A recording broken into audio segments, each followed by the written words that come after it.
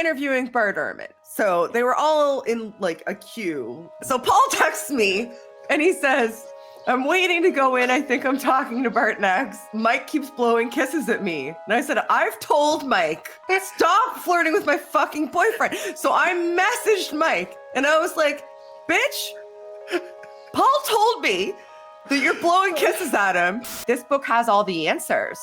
So it'll be there when you need it. Okay, but I need it now. Oh, well, it doesn't have all the answers. God works in mysterious ways. Okay, but what do I do when I need it? Well, the book has all the answers. Like, are you, what? I've had more than, have you only had 3 rums? Yes. I'm shit-faced. Now, why that destroyed the concept of the soul for me, how does the soul put a specific amount of sodium and potassium ions on either side of a cell membrane and then get a mitochondria to produce ATP?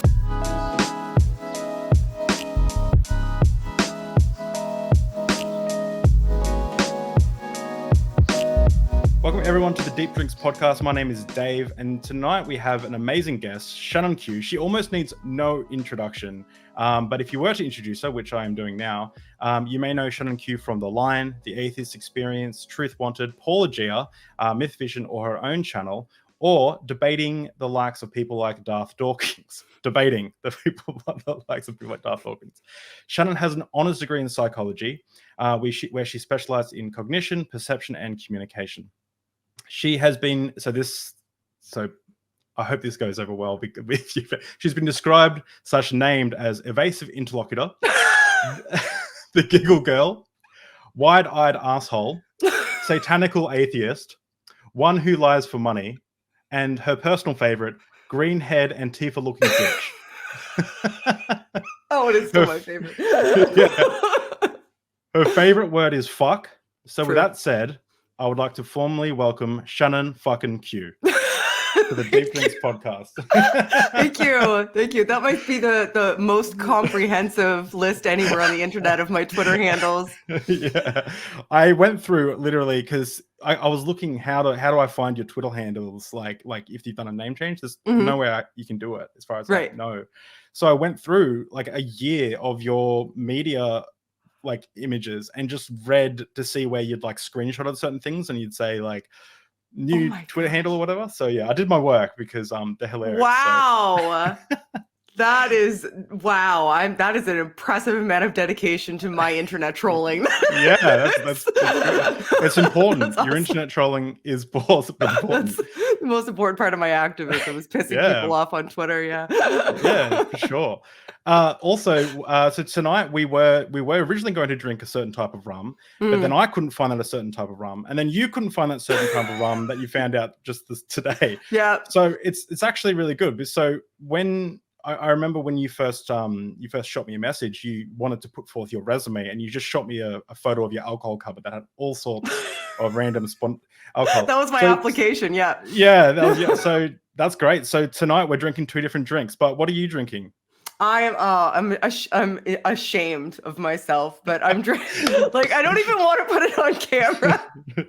It's some because form I of said alcohol. we would drink rum, and the only rum that we had in the house was this bottle of Bacardi. It's Paul's. Paul drinks the crap rum, and I wanted some Florida Canna, and I thought I had some here, but I didn't. And I was at the store today because it's Paul's birthday next week, and I got all the stuff for his birthday, and just completely slipped my mind while I was there. I should get a bottle of Florida Canna. And I got home, and I was like, no. Well, when you originally suggested it, I was like, "Oh, this looks like a cool rum, like from Nicaragua and stuff." I think I said that right. And I'm like, "Cool." And then I looked, and every website said it had it, but then like this, they stocked it, but none was in stock anywhere in Australia. And I was like, what is this? So yeah, it was. It's just Australia is dry on that specific rum, and I'm drinking this rum, and the reason I got a nice bottle of rum is because I'm interviewing Thomas Westbrook soon, and he has created his concoction drink that we're going to be drinking. So I was like, if we're going to be adding rum to another thing, I might as well get a good rum. So I did some Googling and got this one. So a good rum makes all the difference. I'm very jealous of you right now for having the good rum. So jealous because I love rum, and I'd like Bacardi. I don't even classify it as rum. So rum flavored alcohol. That's what Bacardi is.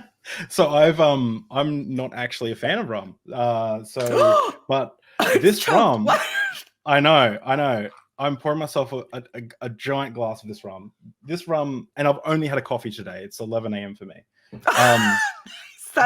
You are dedicated. 11 a.m. Okay. I mean, Yeah, not that I've well, not started that early before in my life, but yeah. hey, it's part of Good it's part of the job, unfortunately. And after this, I have some friends coming over, so I'm just going to be ahead of them on the drinking. So Perfect. great, works perfect. So something that you just said before is Paul's drink is Bacardi, and people might not know that you're dating Paulogia, right? Yeah. Live in the same house with him and everything. We've been together for 4 years. Wow, that's cool. Yeah. How did you guys? Can you go into how you guys like met or? Oh yeah. Involved? He was a YouTuber before me. I never intended to even have a YouTube channel or be involved really in YouTube at all, actually. But he was on a channel talking about going to the Creation Museum. He was going there to see Ken Ham live. And I was just kind of starting to have a Twitter even at that point in time. It was back in like 2017. And I was standing outside watching him talking about this, and they invited people that had questions to come in. So I, through Google Meets, went into this live stream and just like kind of asked him a question about, what he was going to do when he got there. And we started connecting that way, and then started DMing over Twitter. And then he found out that I had a background in psychology, because it's hard to talk to me and not find that out. So we just kind of started talking from there and formed a pretty close friendship. And then several months later, he came for a visit and we started dating. So yeah, we met. We literally met through YouTube. That's so cool. That's how we met. That's so cool. It's he fell in love with your brain, and then before he fell in love with you. I like to think so. Yeah, that's pretty cool. Yeah. So you've been an atheist activist for a while. Like, I think I first saw you either on Paulogia's channel or on the Atheist Experience. So I guess, but I actually don't know your deconversion story, or like what kind of Christian were you? Because I need to give ammunition to people for people to say that you weren't a true Christian. So if you could explain the type of Christian you were, yeah, exactly. So if you could explain the type of Christian you were, so you can give ammunition to people who can explain why you weren't a true Christian, that'd be really good. Yeah, for sure. So I was an Anglican. So I was raised in that faith, and I described myself at a young age as competitively Christian. So it's odd because I didn't even know that like young earth creationism was a thing until I was in my 20s. That like evolution and all of that stuff never like it never conflicted with my faith from my perspective. But growing up in the church, I was like in Sunday school, I was in the choir. I got confirmed early, because you get confirmed in the Anglican church into the church, right? So usually you get confirmed when you're like in and around junior high school age. I got confirmed at 8 because I wanted to be an altar girl, because there were no altar girls. There was only boys serving. So I decided that I was going to do that because I wanted to be, the best at it and right up front serving God. And yeah, so I was very, very, very into church and very competitively Anglican, right up until probably like my late teens and early 20s. Then I didn't go to church as much then, but would have still considered myself very, very religious, like very God-fearing. Like prayed all of the time, still very much believed. Then I started going to university and studying brains, and that as soon as you said university, as soon as you went to university, that raised some questions. And on top of that, I had some relatively kind of like tragic, traumatic events happen in my life. And when those life events took place, as you do, when you're a person of faith, you're taught to kind of lean into your faith and turn to your faith as a way to kind of like answer those questions and quell that trauma.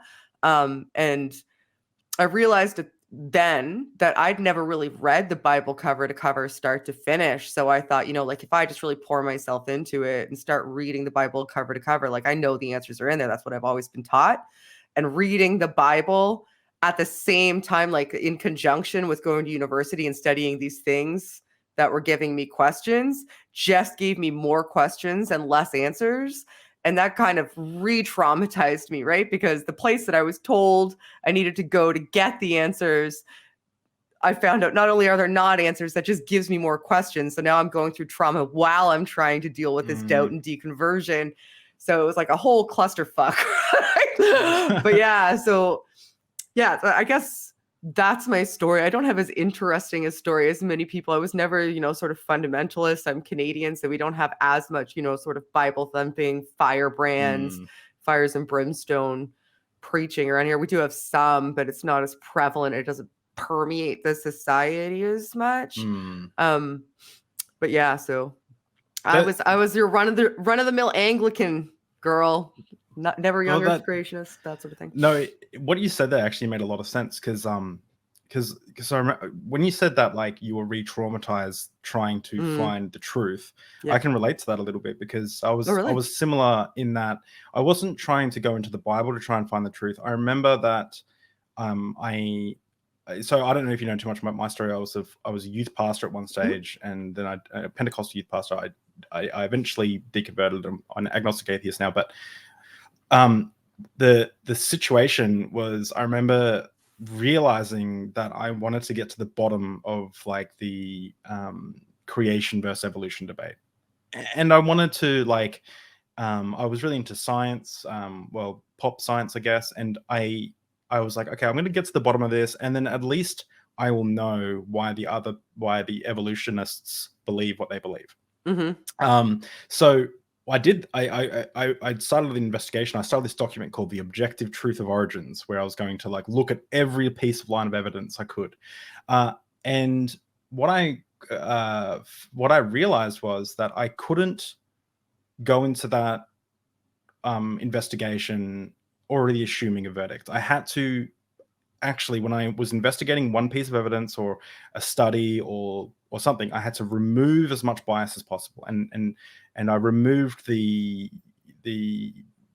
perspective that God was in control of everything, and God, it's all like the conclusion that would arrive to God.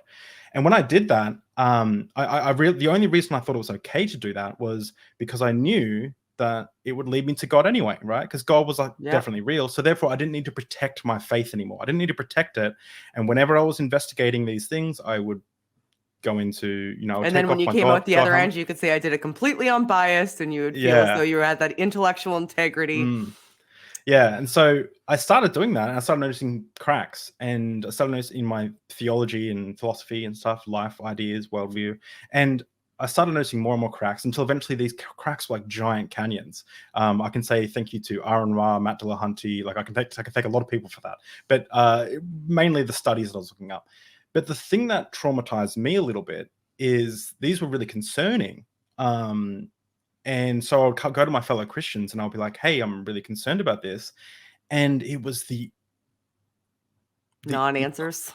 It was not even the non-answers. It was the dishonesty. It was like, it was like they would directly lie to themselves or to me. And I was like, and it's not like I could go back. It's not like I could ever go back and just pretend I didn't see that stuff. I would just be lying to myself then. So I would go and talk to Christians, but I'm like, but does this really make sense that Noah sailed around for a year on a boat? And then we're like, oh yeah, or maybe God popped out of the earth with animals after the flood and stuff. And I'm like, oh my God, then you're just adding to the Bible. And yeah, so it was actually the part that actually hurt the most for me was realizing how dishonest most people in the faith that I was in were, or the faith was in general. And so that was actually a really hard thing to deal with. Oh, I'm sorry that you had to go through that. That's such a common story too. You said your story sounds a lot like Paul's story. Because he except for he didn't really go into, you can talk to him eventually one day, but he didn't go in to try to disprove it. He went in because he was a graphic novelist and he was writing a book about dinosaurs. And he was like, well, I should figure out what some of these evolutionists think about this stuff. And he'd never really objectively looked at it or looked at it period before, because he knew the Bible and the church had all the answers, like what was the need, right? Yeah. And then when he looked into it, he was like, okay, so this actually makes sense. Why does this make sense? And he was like, okay, well, I'll go look at the best people that have the best answers on our side. And he looked at those and he was like, this is trash. Holy shit.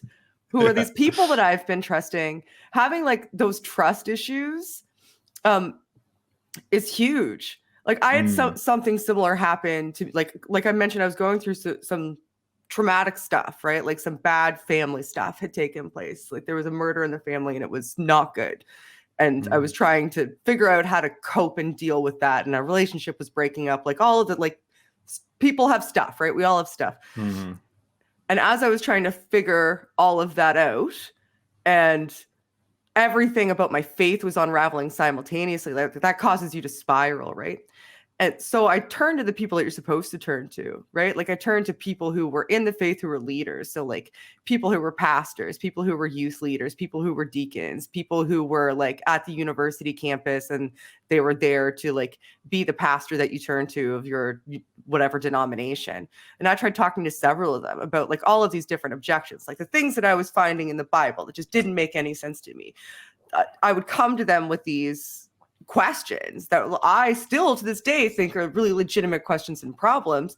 And they would make me feel like I was being silly or I was being over emotional. They would talk about they would try to get me to say, well, what's the reason you're asking this question? Instead of addressing the question, they would put it on me that like I was being unreasonable about the question. They would give me something that I considered a non-answer and then accuse me of being kind of unreasonable for not accepting it. Or they would just give me an answer. If I pushed hard enough, you'd eventually hit the, well, God works in mysterious ways wall of obfuscation, which is just the same to me as saying that there is no way to reconcile this. Just accept it and move the fuck on and leave me alone. Yeah. And that it's like, it's infuriating because they spend your whole life telling you this is where you can get the answers. They convince you. They absolutely convince you that this is what you can count on. And then when you need it and you hold it up to scrutiny in your time of need, those people aren't there if you have any doubts about it. Yeah. They'll hold up. I think I even did this. I held up the Bible when I was preaching and said, this book has all the answers, or, you know, that this book is 100% true.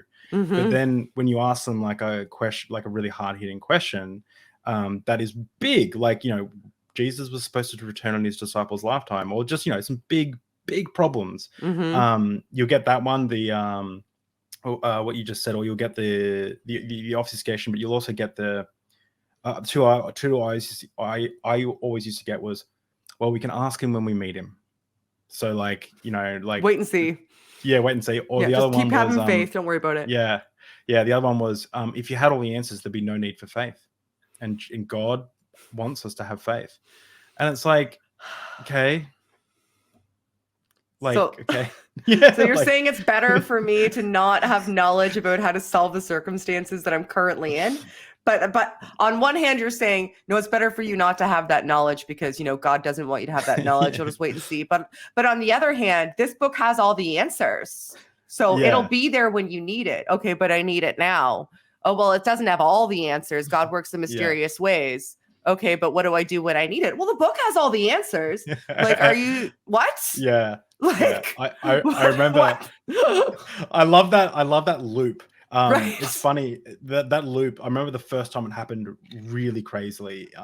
When I first experienced it firsthand, I was looking around the room like, is everyone else hearing what this person's saying? Like, I was so perplexed. It was about Halloween. In Australia, Halloween isn't big. It's seen as demonic for a lot of Christians, like really demonic. I live with someone who used to live with a really strong fundamentalist who used to put the fridge in front of the door because he thought it would stop the demonic spirits coming into the house. Like weird stuff, right?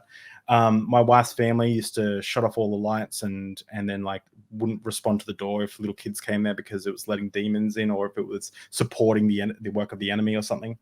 We have a very different perspective than North America, but I love Halloween, right? Like, I think it's cute. Little kids can dress up. I grew up watching the Labyrinth, so I'm okay with a little bit of that's one of my favorite It's so good, right? The It's day so I good. fell in love with David Bowie was first time. Oh, yeah. I think that and his last album were the two reasons I fell in love with David Bowie. Oh, cool.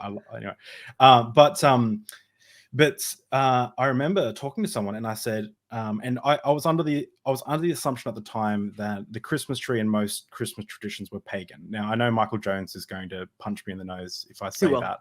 He's a dick. Yeah, but He does that shit. Yeah.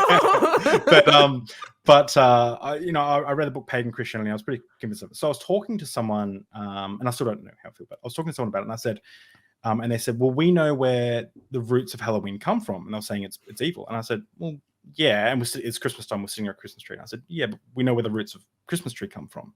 And then they said, yes, but we know what it represents now. And I said, yeah. So like for Halloween, for me, it's just like a fun time to dress up and get candy.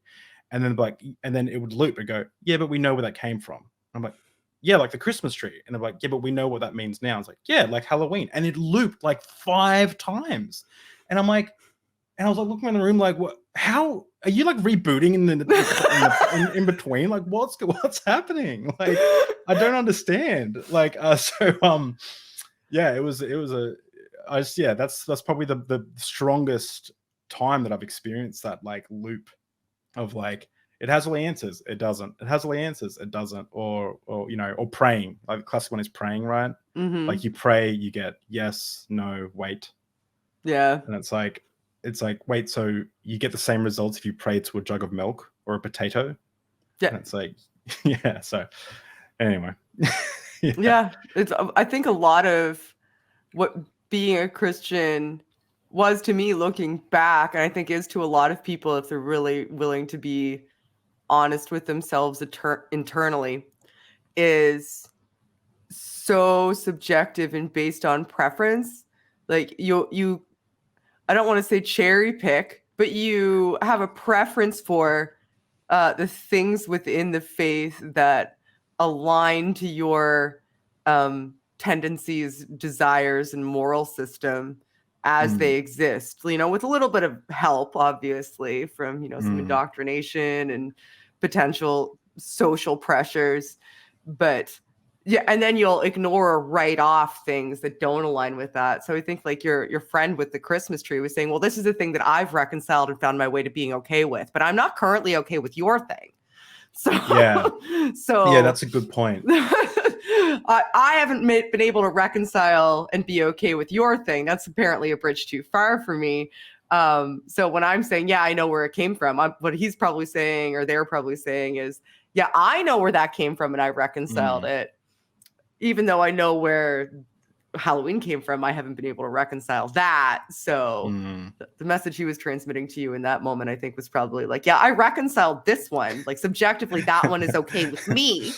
But your thing's not okay with me. Yeah. And I'm the arbiter of these types of things, as most Christians are, and most people of many faiths are, I think, in particular instances, because it's so open to interpretation. Like any given text isn't automatically imbued with some sort of knowledge that we can just, strip directly out of it verbatim. We imbue it ourselves with the context based on where we are at the moment mentally and contextually, and who's influencing us and what our baseline is. That's why there's 350,000 denominations, right? All of those disagreements. Yeah, it's crazy. There's do you ever like something I realized when I was first walking away from the faith is I realized how little people give a shit about, excuse my French, people don't How dare you fucking swear around me. People don't care about the truth. Like, and it's okay to be like that, but I think that most people, when you like day to day, when you talk to them, they don't care about what's true or not, or whatever. They just have their beliefs, and then they just they don't know how they arrive at them really, and then they just kind of move on with life. Like, did you notice that when you kind of deconverted? I think that people care about what's true, or at least they like to think that they do.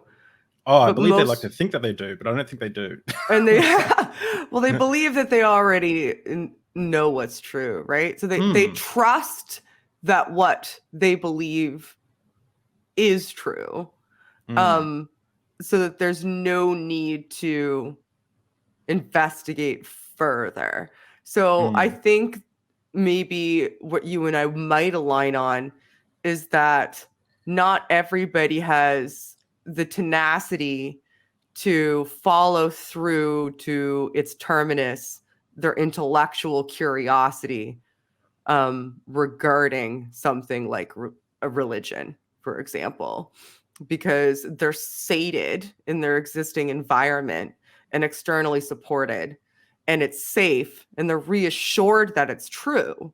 So they've, and in some cases, in many cases, they've done some investigating enough to satisfy themselves. It clearly wouldn't be enough to satisfy you or I, because we're here we are. Right? But it was something that was satisfying enough for them that they could feel as though they were holding it to be the truth. Because I don't think that you can say, or that it would be fair to say, that people purposefully, because it seems like you might be saying that people purposefully would want to hold false beliefs that they knew were false and they just don't care. And I don't think that's the case.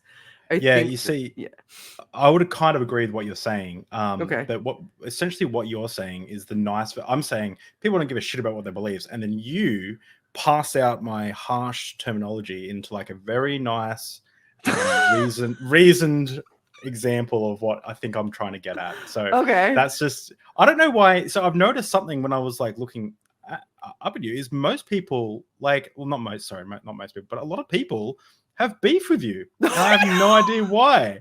Why do people not like, why do people like, I know. What? I don't get it. Isn't that funny? Like, I'm so easy to get on with too. It's ridiculous. I am just very Canadian. I'm the most Canadian, and I have a decent like disposition, so like I can take a fair bit, but I'm not interested in anybody's shit, right? So I mean, I love having a good conversation and sussing out ideas, and I love talking to people who are diametrically opposed to me, and working out, a better way to have those types of dialogues. But there are some instances where you just can't have a conversation with somebody. And many of those instances to me, like what flicks my bitch switch is bigotry. I don't have the time to, other people may, I don't have the time to mess around with bigots. I have all day to tell bigots off. I will do that 100% of the time, but I don't have time to reason, with bigots. I don't have the patience for it. Other people do. That's great. Good for them. I don't. I'll talk about ideas all day, but I think that that's where a lot of it comes from, because I tend to come face to face with several of them through Twitter or through hosting call-in shows or just, appearing around. And I tend to tell them off and then hang up on them because they can go fuck themselves. So that leaves a bad taste in some people's mouths. Because they think that I should sit there and reason with them. And I don't have time to give up, because there's another consideration, right? Another consideration is most of the time I'm on exceptionally large platforms. And if I'm taking the time, and it's usually a call-in environment where I've got limited time, right? So like there's just a snippet of time that I have to have a conversation with this person. And there's also another person involved in the conversation as well. So it's a three-way conversation, which already isn't ideal. Like you make the best of it, but it's not ideal if you really want to suss out and work through a topic. So if somebody who's just there to spout bigoted nonsense is calling in, like about, saying trans women aren't women, or saying that women shouldn't have bodily autonomy, or like, saying slavery was fine in the Bible, all that shit. You would need a long form conversation to work through all of the things that are wrong with that. And there's just not the time to reason with them. So all I would be doing is giving them a platform for between 2 to 10 minutes to just unassailed say their shit without me having enough time to counter. Because one thing you'll find out as you're going through, and I'm sure you found it already, is that it takes 300 times longer to debunk somebody's bullshit than it does for you to just take 30 seconds and say some bullshit. Like you have to do all of the more, there's way more work on the back end of that, picking it apart to prove why it's wrong than it takes for somebody to just say it. So when somebody calls in to be a bigot, I'm not giving you my platform to do it. I do not have the time to explain to you why you're wrong. I certainly don't have the time to reason you through it and have a good dialogue. So what I would be doing is just allowing you to have this space to perpetuate those ideas. And you don't get that from me. Other people might have more patience, but I fucking don't. I'm not your Daisy. Call somebody else. So I think that annoys people. I think you may be right in some aspects. I've been dealing with some really racist flat earthers recently, and I knew that the person was a bad faith actor. Like they weren't going to change their mind. They weren't interested in the truth. They had a message, and they were trying to get it out. So when I had that, they jumped onto a Discord call with me, and I just basically I acted in extreme bad faith as well. Like I essentially made fun of them, laughed at them, kind of like sent them on their way. They rage quit after 13 minutes of me just laughing at the or whatever. I'm still on the fence about whether that content is like worth putting out, but at the same time, to engage with someone like that, you almost need to do it in private because their ideas kind of get out there. Like as soon as I put that video out, I had a few people on my Discord saying, well, actually, the Jews do have a lot of power in the media. And I'm like, I started just banning people. Someone joined the server, and immediately after I banned someone else, and I said, hey friend, the Discord server, I said, hey friend, how do you feel about the Jews? And they go, that's a broad question. I was like, like it's really very strange too for us in Australia is like we don't even like, it's for me, like Jews aren't even like an ethnic group that we kind of see as like I would see someone like, oh, you're Jewish, oh cool. Like it would be like I've got Scottish heritage, or I've got, it's not as like aggressive as it seems to be like in other countries, which is good, I think. But one of the things, just touching back on one of the things you did say about like bigotry when it comes to transgenderism and stuff, I think if I can play absolute devil's advocate for the transphobe, right? If I can like try and probably explain maybe where they're getting some of their frustration from. And I'm not by any means, I'm not transphobic at all. I love my trans people. But I think what happens is the issue, and I don't have an answer to this, but there seems to be an issue when it comes to there's a whole spectrum of ideas in the trans space, right? Like how, like, prescribing kids medicine and blah, blah, blah. And for the most part, I just believe we should do what the doctors say that we should do, right? Like, or whatever.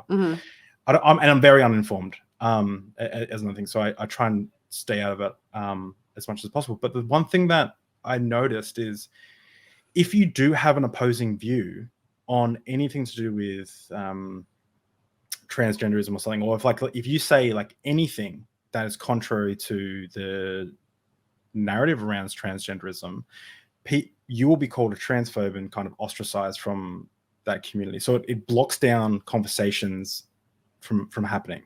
Where are you noticing that's happening? Like, where do you think that's happening, and where are you mainly on like online discourse and stuff? But just to put a pin in that just quickly, because I need to get this last point out, because otherwise it looks bad for me. Okay. But the point is essentially, I think that is almost a necessity, because there are so many bad faith actors that come in and ask questions to just provoke the audience. But then I think what's happening, there are people who are very uninformed, and they come into a conversation wanting to they've heard some racist, transphobic ideology, and they're wanting to literally like ask a serious question, and then they're getting branded as like a transphobe and told like ostracized from the community. And I'm worried sometimes. I think you have to do it, because it's hard, because I think you have to do it. You have to ostracize these people, because most of them are bad faith actors, and you have to just say like, fuck off with your transphobia. Sorry, there's a dog barking in the background. That's okay. You have to say like fuck off with your transphobia, because I think that's the best thing to do. But at the same time, I worry that pushes them into the arms of like the alt-right. Do you know what I mean? Yeah, I get what you mean. The concern, if I'm understanding you correctly, the concern is if somebody comes in and isn't a bad faith actor, but is just uninformed and is, potentially ignorant of the topic and has been, imbued with some bad ideas and is legitimately asking because they want to be better. Somebody may assume they're a bad faith actor because they look just like any other bad faith actor that's been, Trojan horsing their way into communities to abuse people. So people preemptively assume that they're transphobic, and then block them. And then that feeds a feedback loop that person now thinks, oh, okay, well, everybody was right about these leftists and their transgender agenda, and they are just canceling people and shutting everybody down. And that means that, everybody was right about them. The alt-right is there with open arms saying, come here, brother. Oh, yes, I know. We know what you feel like. Yeah. Yes, they are bad. Okay. So I get what you're saying. I do get what you're saying. But the problem with that is that narrative is a narrative that's put forth by people who want to create that feedback loop, right? That feedback loop only exists because these people are so consistently abused. They're so consistently abused, and also they don't owe anybody an explanation for their existence. Yeah, they don't. That's what I'm saying. It's not their job to explain to every person, ignorant and well-intentioned or otherwise, why their existence is okay, because it's actually none of their business anyway. The only reason that it's popular in discourse is because there's people who are bigoted against them, making it popular in discourse, stirring up all of this nonsense, and then pointing people in their direction. And then when they inevitably get just fucking exhausted and need to protect themselves because they're constantly being hurled abuse, and it's almost impossible to discern who is or isn't a good faith actor, and they need to preserve themselves, because at the same time you need to remember that also their rights are under attack on a massive scale. And then they get blamed because, well, if you don't just swing your door wide open so that people, like everybody, can shoot whatever arrows they want at you, because there might be a chance that one or two of them actually may learn something. I mean, that's not a fair expectation to have of a human being. That, well, if you don't allow this to happen to yourself, then it's your fault. People are turning to. People are becoming bigots. Like, people have their own individual autonomy and are capable of making their own decisions. And also there's all kinds of information available that they can be directed to. They don't need to interact directly with these people, because they don't they're just trying to live their lives. They didn't want to be activists. Just existing made them activists because people are attacking them. It's not a fair expectation. I know. And this is what I'm saying is it's a frustrating situation, because you would agree that there's probably some damage in having to do it, but there's no other option. It's almost like shutting down any discourse. Let's say 1 in 100 people are good faith actors and they're just trying to get to the bottom of something. Shutting it down for the sake of the 99 causes damage to that one person, because they might get pushed into the alt-right or whatever. But you have to do it because there are so many bad faith actors that come in who are trying to push really hurtful narratives. And these, I feel really sorry for it seems to me that the transgender community is the new let's attack kind of group, right? Like in the 70s, well, I guess in Australia anyway, in the 70s and the 80s, homosexuality was the big that's the one that everyone had problems with. And now, for the most part, I'm glad that we got same-sex marriage in Australia. I'm glad that people I'm an LGBT ally. I'm glad of that. But it's now people have shifted from LGBT issues to now transgender is the next thing that all the boomers are angry about and want to don't understand. And it's so frustrating that there are groups of people that have to live like this, like live under this, like, I can't imagine what it's like to have to defend your personhood like almost every day. Like, that's crazy. That's crazy. And like to have the onus thrown on you too, that like if you're not just, constantly open to defending yourself to anybody who comes across you and has questions about why you are who you are and why you deserve to exist without being interfered with. It's just, could you imagine? And then having people say, well, if you go into self-preservation mode, then that's you sending the message that everybody was right about you. So either get on, grab your shield and your sword and start defending yourself, or, it's it's your fault that people are going to consistently be shooting arrows at you if you don't constantly have a shield in your hand. Like it's not fair. It's just not fair. Like, I get the point. I really do, that there are good intentioned people, but there are also resources out there that are so readily available to direct them to, that they can actually, if they did give a fuck and were well-intentioned and were honest interlocutors, they can do their own research. There's so much available, and there's so many people who are willing to direct you to resources. Well, you can read, like, people don't owe that to you. If this section ends up in the final interview, I will link to a bunch of resources in the description. So if anyone's actually interested in learning about transgenderism and those issues, they can look at the resources in the description. So, because I think it's important to, when there's so much harm that's being caused to a certain community, you should be very well versed before you even begin to think about your opinion about a certain matter. You should be very well educated in those things. I agree.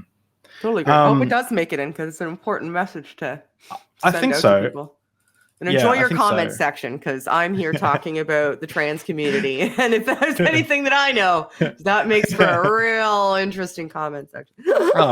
Great. That's good. I'll just be blocking a bunch of people again, so that'd be good.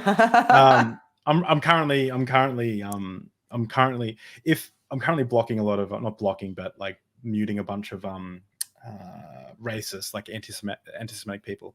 The only people I'll let pass in my comment sections are people that are so stupid that it makes their message look bad. So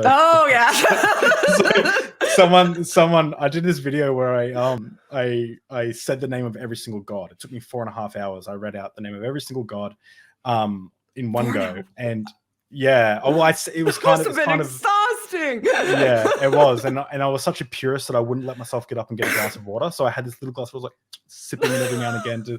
My throat was swallowing your own spit over. Yeah, I didn't have any spit. I was so like. Wow. And by the end, I was saying the word saint, but I was saying slash because I was so disorientated and just like just dead. But it's kind of cheating too, because I said like, Mahala Babo, the African god of blah blah blah. Like, so like I would say like this description as well. So I guess it'd be less if you didn't say the description of what god it was. But it took 4.5 hours, and someone said this white supremacist. I'm pretty sure they're white supremacists from how they're commenting and stuff. Anti-Semitic dude started saying, "I believe in the one true God. All these other gods are fake." And I said, "Which God?" And they said, "I don't." And I said, and he goes, "Oh, the one true God." And I said, "Yeah, which one? Which one?" And he goes, "I don't understand what you mean. I'm telling you, I believe in God." I'm like, "Yeah, so which one of the 4,000 that I read out or whatever? Like, yeah." Which one was it? And he's like, "I'm not understanding your question." I'm like, "I know you aren't, buddy, but like I'm leaving this comment I here wonder for if he everyone even to knows see." that he meant Yahweh. He probably didn't even know he meant Yahweh. Yeah. That's funny. Yeah. I did want to jump into neuroscience and okay, I'll get another drink then. Let's see how I do on 2 glasses of rum talking about brain science.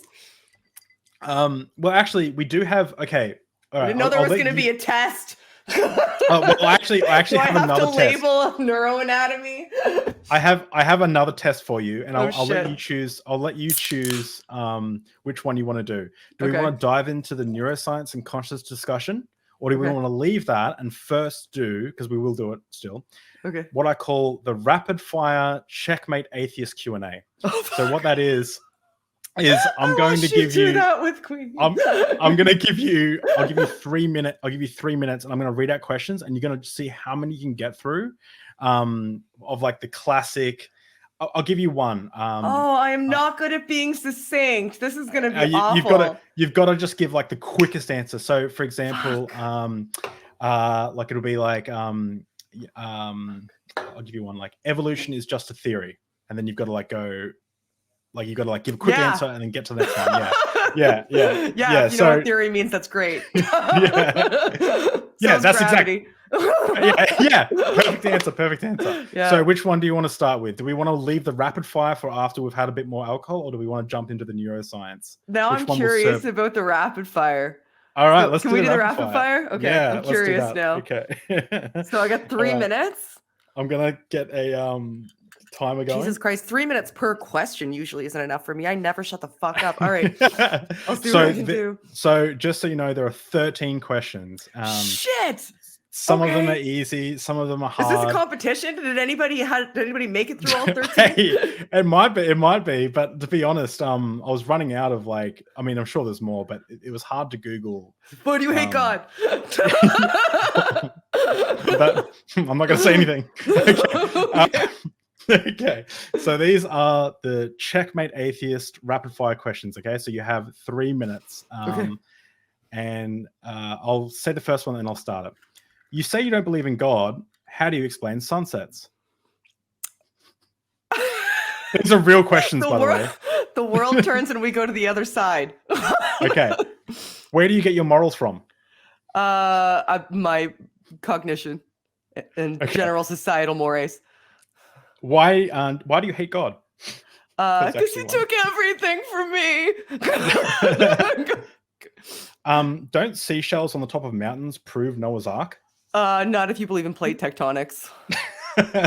What about the second law of thermodynamics? It depends on not a closed system, but I don't know. I'm not a physicist. Okay. Not a physicist. That's good. If we came from monkeys, why are there still monkeys? Because there are cousins. The same reasons. The same reason that if you came from your grandparents, you can still have, aunts and uncles and cousins. What if you're wrong?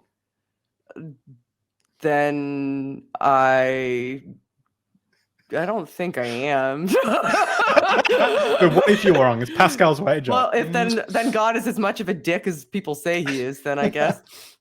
You just have to have faith. No, thank you.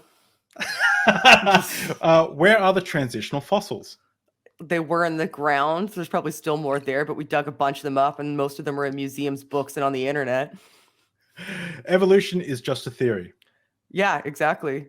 If you know what theory means, then that's a good thing. So is gravity. Okay, cool.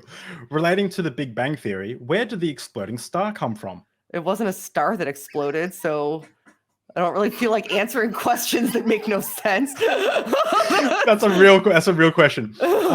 We have found only one Lucy. Sorry. I want that time back. Oh my gosh. We have only found one Lucy. Why have we only found one of what? Why is there more than one of everything else? We found many Australopithecus afarensis, which is what Lucy is. That Lucy just refers to the first one. So read more books. Okay. The Bible says that true Christians will be hated and persecuted by the world. Doesn't your content prove this point? What?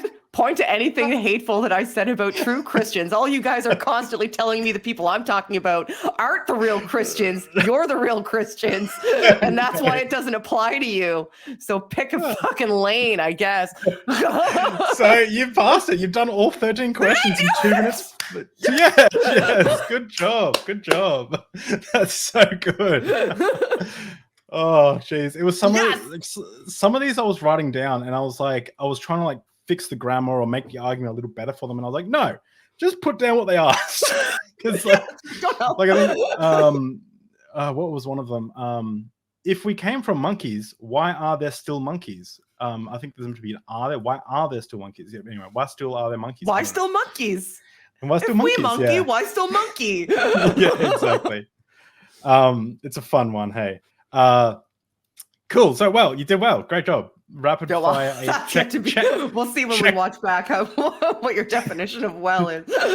Two rums in. Checkmate. Atheists. That's right. Atheism destroyed. Atheism destroyed. I should start labeling my my videos that like you know how you can see those really like rare footage destroys atheism or like something like you're like it's not rare, it's on YouTube now. Like, it's not there anymore. Yeah, anyway, that's right. Sorry, I've gotten a bit delirious from the alcohol. Let's jump back into the conversation, or let's start the conversation around neuroscience and consciousness. Cool. So I don't know anything about this. I'd love for you to inform me. And I also wanted to talk a little bit about like, I was hoping you could inform me on like how consciousness works in regards to like, obviously there's a hard problem with consciousness, but you're a physicalist, right? So you believe that it's probably most likely coming from the brain. Is that correct? Okay, cool. So I have some an uncle who I sent your video, and he's a non-dualist. Essentially, he believes that's the Eastern thought. And funny enough, he said that you were a very you seem very switched on and a great person, and you like he really liked you, which is good. So you don't have not everyone. I need more of those. Yeah. But I'm gonna try to do my best to also posit some other ideas around souls and awareness. But first, I'd like to touch on neuroscience and consciousness. So cool. Hit me. Give us a crash course in neuroscience and consciousness. Yeah. Well, I'm not ostentatious enough to think that I have all the answers. There still is always going to be a problem. Well, I shouldn't say always, but there still is currently a problem, which is what like David Chalmers calls it, the hard problem of consciousness. And that problem is like, why is there anything that it is like to be any individual piece of matter? And we're undeniably comprised of matter. So why is it that there is something unique it is to be like us and not, my cell phone or, this can of cola that with no particular brand name.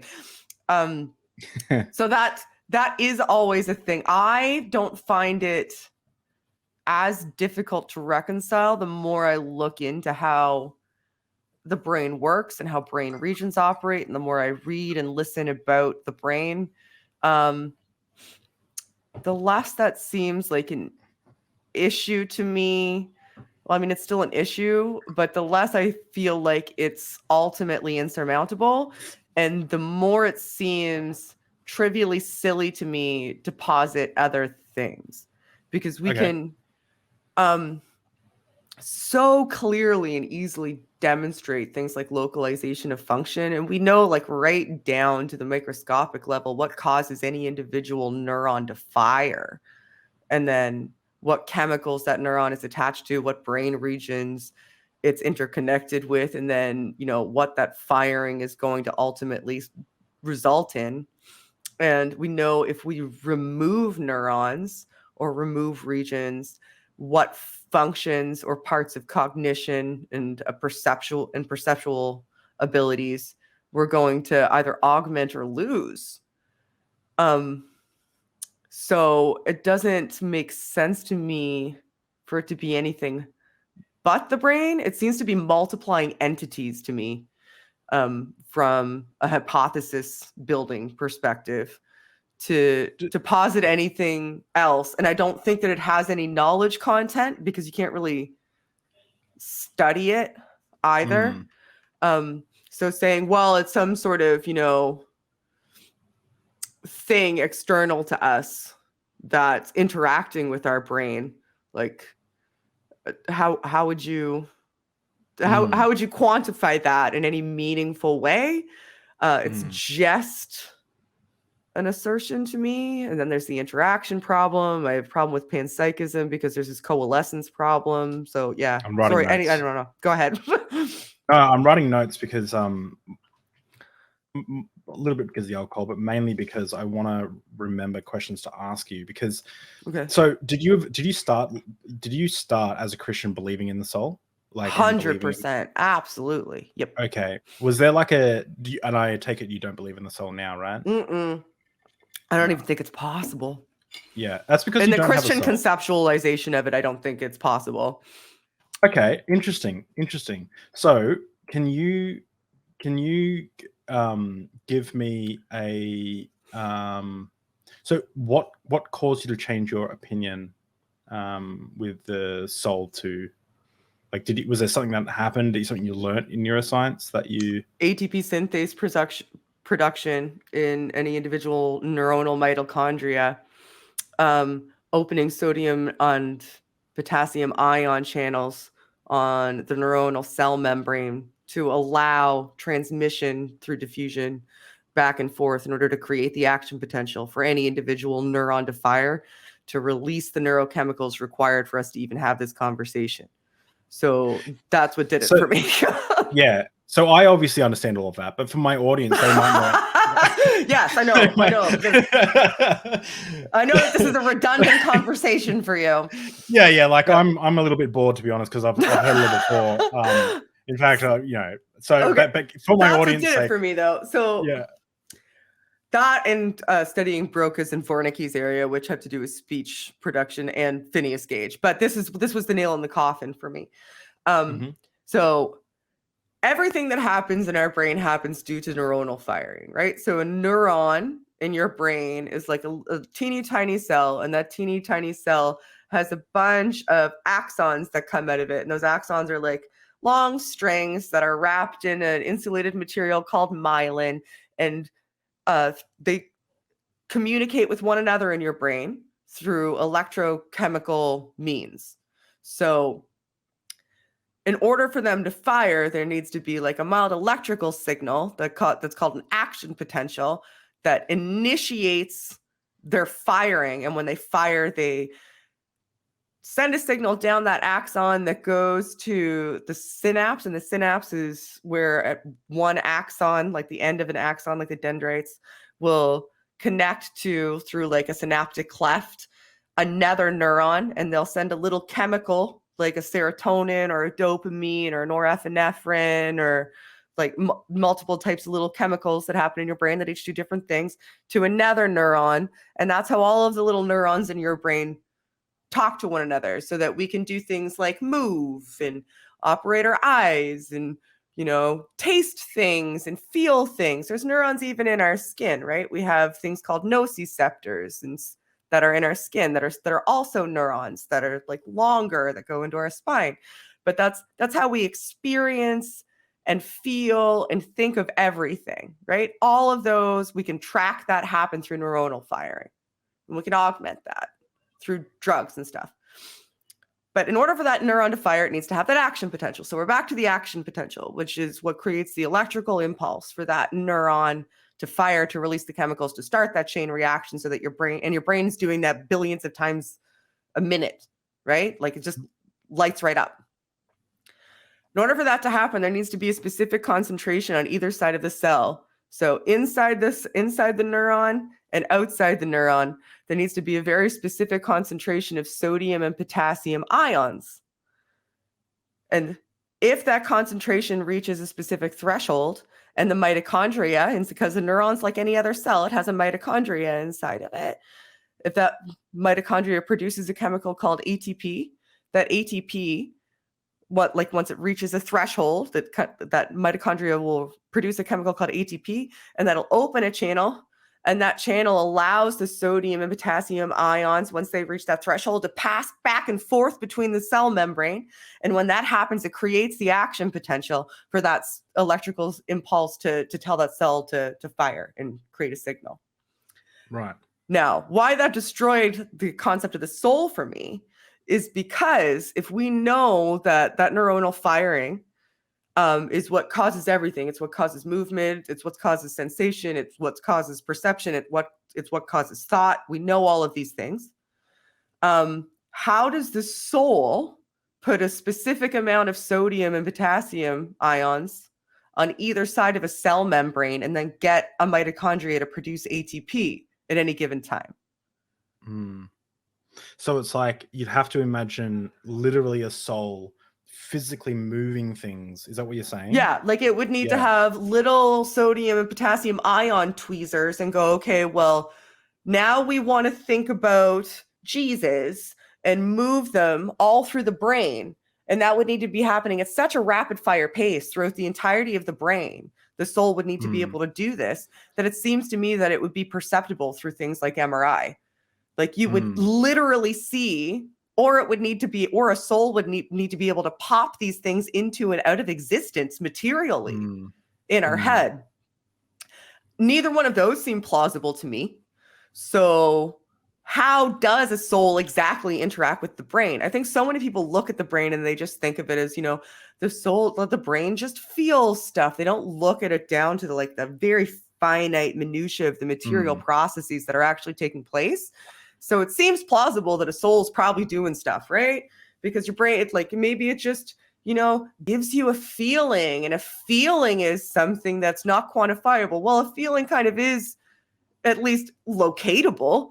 Like we know, we know the brain region that's going to cause it, and we know that those neurons need to fire in order to elicit it. That's a thing that happens materially in the physical world. So, and it's like it's similar to like when, you know, someone would die, and then it's clear like someone's there, and then they die, and then it's like they're no longer there. Right. And so you can from everyone else, like it's like he was here or she was here, and now she's not here. And it's like it's very easy to jump to the thought that there must be something inside them that is left, because they're not here anymore. They must be gone. So like you can see how like these ideas create ideas like souls, or like these experiences create things like souls and stuff, because it's an easy way, or the best way at the time, to try and explain why this person was doing something and then now is not doing something. They're gone now. But so in regards to like, let's think about Jesus, and you know, click. What is the naturalist perspective, or the physicalists, or the neuroscience perspective of what's actually causing that? Let's think about Jesus. Like, is there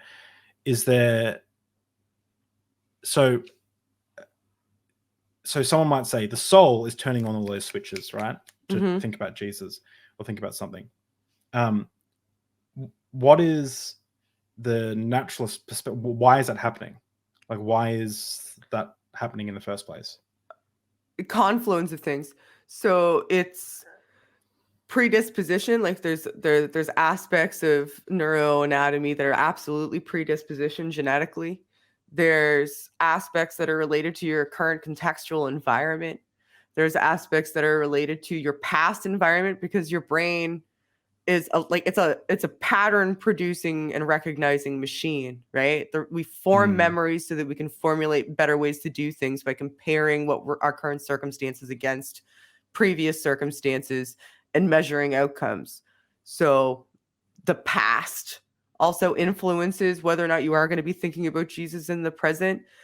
Your diet affects your brain more than you might realize. Like there's a reason what we're drinking alcohol right now. The reason it makes us feel a certain kind of way is because it's impacting our brain. So that's going to impact our memory of this. We may have a memory of this that it's better than it otherwise might have been, because we were both eliciting a pleasurable response when we were at. We may have hated each other otherwise. We don't know, right? But this is a thing, like what we imbibe also has an impact, especially when you consider that a lot of the things that you eat actually help to formulate a lot of the neurochemicals. Like tryptophan actually is which you find in a lot of things like milk and turkey and stuff like that. Actually is a huge component in producing your endogenous serotonin in your brain. So your diet affects things like that. So I don't think it's as simple as just saying, well, you have the type of brain, because people want to look at it, I think, and think that, okay, well, your brain is X way, and therefore it's going to produce Y thing. And we should be able to predict that reliably. But the problem is that you live in a very fluid and dynamic reality where you can't always control what you're exposed to, what other people are going to say to you, what other people are going to do to you, what perceptions are going to be presented in front of you, how those are going to interact with your previous perceptions, your current mind state at that point in time, like whether or not you're hungry, whether or not you're sad, whether like all of those things feed into what you think about at any given moment. It's an incredibly dynamic and complex and beautiful and amazing and interesting and fascinating process that you can't just say, well, you think of Jesus because you were exposed to church and it's just that simple. No, for any individual person, it could be myriad other things that you're not aware of, right? I've heard so individual. I've heard the hypothesis that maybe it was Derek from Mythivision. I was watching the interview that you guys did where Paul was persecuting Christians and they were standing so much up for their faith and stuff, and he was killing them or whatever. And that caused him to have that, when he had that seizure on the road to Damascus, or what we can assume is a seizure or something, that he saw Jesus because that was what his brain did. Could be an idea.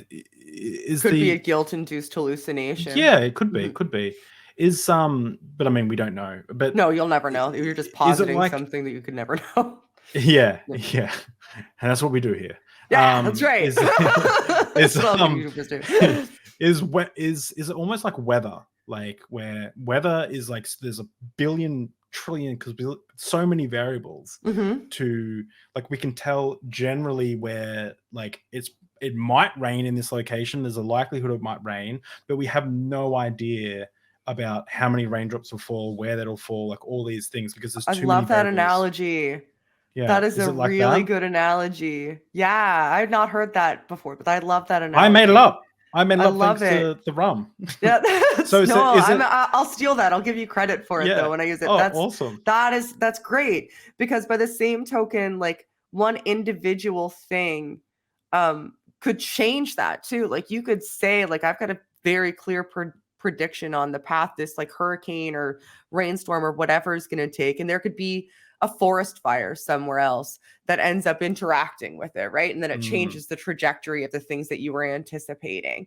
Like, there's so much nuanced minutia and so many simultaneous interactions and so many things outside of your control that impact you externally, that attempting to it's almost silly to think that you could point to, like, any one, like, little pinpoint of the brain and say, well, this is the place the soul resides or whatever, because it's this constantly interacting, interwoven matrix of incredibly dynamic and constantly moving components that are always changing based on inputs, outputs, environmental factors.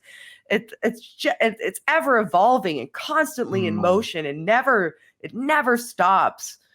But people want things in this tight little package, and I just trying to write it all off to a soul just does such a disservice to me, and it ignores, like, that is us, and knowing more about it than we do now is, like, so imperative and beautiful and important, because it is us. And distracting from it by arguing about why it isn't, because this thing that I can't demonstrate, that I can maybe find some philosophical evidence for if I try hard enough, but even that would be refutable, just distracts from how fascinating and beautiful and wonderful and interesting and important that is. So much so that it drives me a little bit bonkers, really, to be honest with you. But is it almost like so with the weather, we can predict large things. Like, we can predict it's probably going to rain here, right? Yeah. We can predict it with a certain amount of accuracy. And so is it like, if we cut out this section of the brain, this probably will happen here? Like, is it stuff like that? Or look at aphasias. Yeah, okay. Like, aphasias are an amazing example of that. I thought you said erasure, like the band that sings that. No, aphasia. Okay. Obviously, I know what you're talking about. Aphasia. So aphasias are so. How do I explain aphasia? So Wernicke's erasure now. So there's two areas in your brain called Broca's and Wernicke's area, and they help you understand and process speech. They're usually they're lateral. They're only on one side of your brain. It's one of the only regions that's really like that we know for certain. And they're usually on your left-hand side. One of them is in the temporal lobe, and one of them's like really close prefrontal. I think Broca's is really close prefrontal, and Wernicke's is towards the back of the temporal lobe. And it's usually contralateral, and we're contralateral, right? So if you're right-handed, it's probably going to be on your left-hand side because that's your dominant side of your brain. If you're left-handed, it's probably going to be on the right-hand side because that's going to be the dominant side of your brain. So for most people, it's on the left-hand side. Now, if you damage Wernicke's area, your ability to process speech just becomes just basically like not like you're not going to make any sense when you're talking to people. Like these aphasia, like you, and predictably so, like 100% of the time, if you damage this specific area, that's a thing that's going to happen. So we know that for certain. We know that if we damage specific areas of your prefrontal lobe, like your ventrolateral prefrontal cortex, which is like on the bottom side of your prefrontal cortex, we know that you're going to probably become more aggressive because that's part of the brain that helps to integrate emotional responses into information processing and decision making. So you're going to kind of like bypass the empathetic component of your decision making processes and maybe be a little bit more risk-taking and aggressive because you're not comparing it against previously negative or positive emotional experiences, and you're acting more on impulse.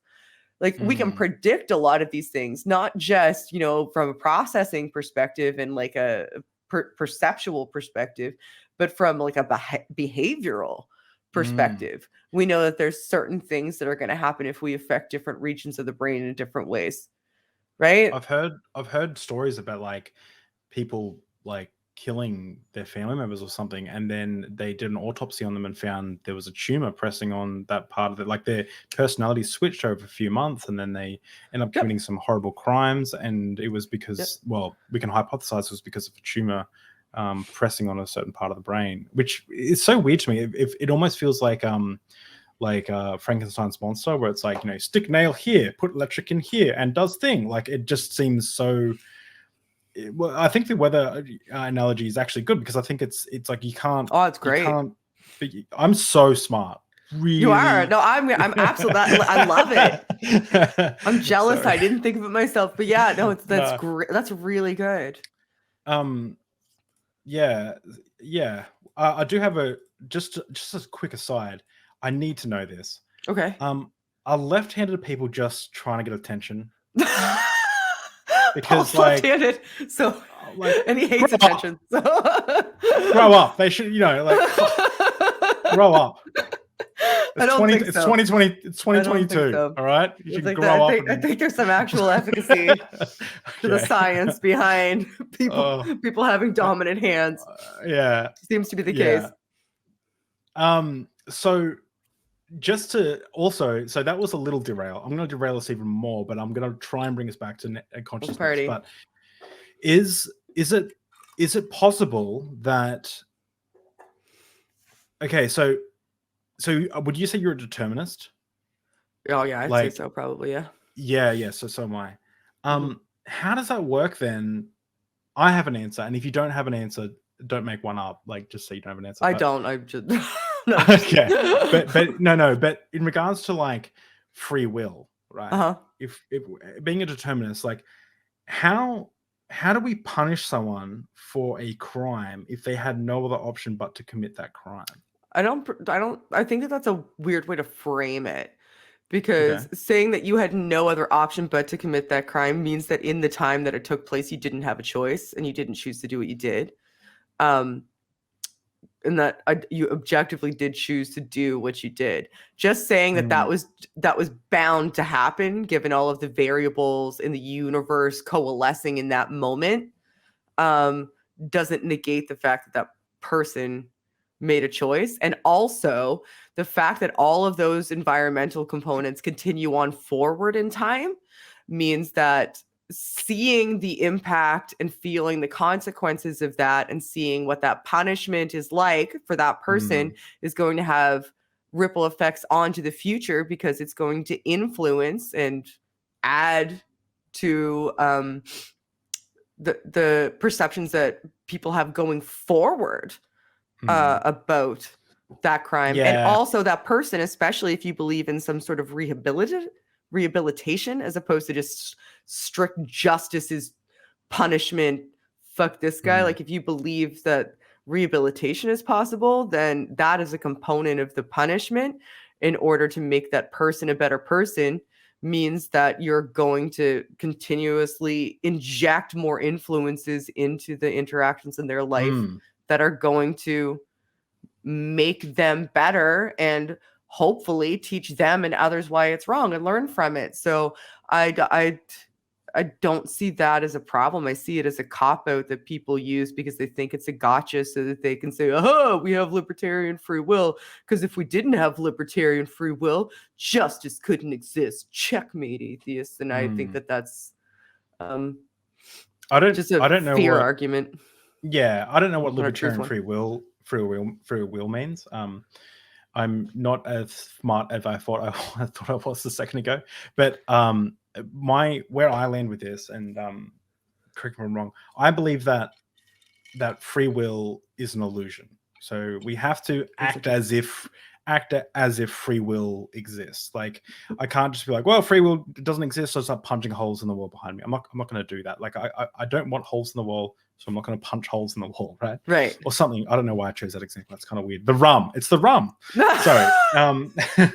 Gets me aggressive. Ruined your life.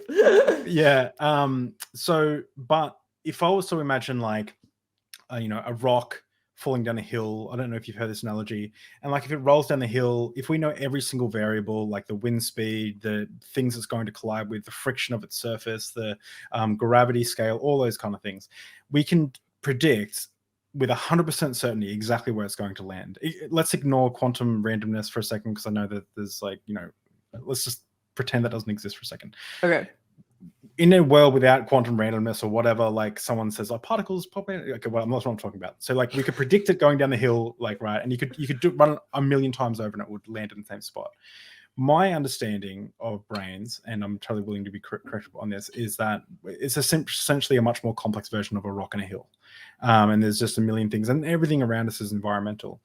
And where I landed with the whole, how do we get off on punishing people or for things like that, is I think that this is that people don't have free will necessarily, but we have to act as if they have free will in order to keep a functioning society going. So like we have to like go, okay, like, like the situation in the universe, determinism leads us to know that you did that horrible thing, but we have to act as if you had free choice in order to, because otherwise the alternative is like society is almost pushing back against nature, right? It's like it's building houses so we get out of the wind. It's creating law so we can keep good people safe and bad people like in prison or whatever, or rehabilitate things. So we build these things pushing against nature, and I would put determinism almost in that. But society is one big farce in a way. It's one big like non-thing. I can't point to anything in like the natural world and say that is society. It's a subjective thing that we've built on top of like people say survival of the fittest when they're talking about like refugees or whatever, like coming to Australia, and which isn't even what it fucking means. That I know. Yeah, I know. And it's like we shouldn't be designing society on survival of the fittest. We should be designing especially since that happens on the species level, also, motherfuckers, not the individual level. Yeah. So... And it's annoying too, because it's like we don't design societies around survival of the fittest. We actually, society is a pushback against the harshness of nature and reality and things like we put sunscreen on so we don't get skin cancer from the thing that literally gives this planet life. Like there are things that we do to negate natural, like to negate things and make things more comfortable for us in a subjective way. Yeah. I hope I'm making sense. I'm going to look back at this interview. That's insightful, actually. That's insightful. I like the way that you're thinking about that. Yeah, because I like that. I like the rock down the hill analogy, because the rock has no choice but to move down the hill, but that doesn't mean that you wouldn't, if you saw it barreling towards a child and had the opportunity to stop it, that doesn't mean that you wouldn't be like, oh well, rock's just gonna rock.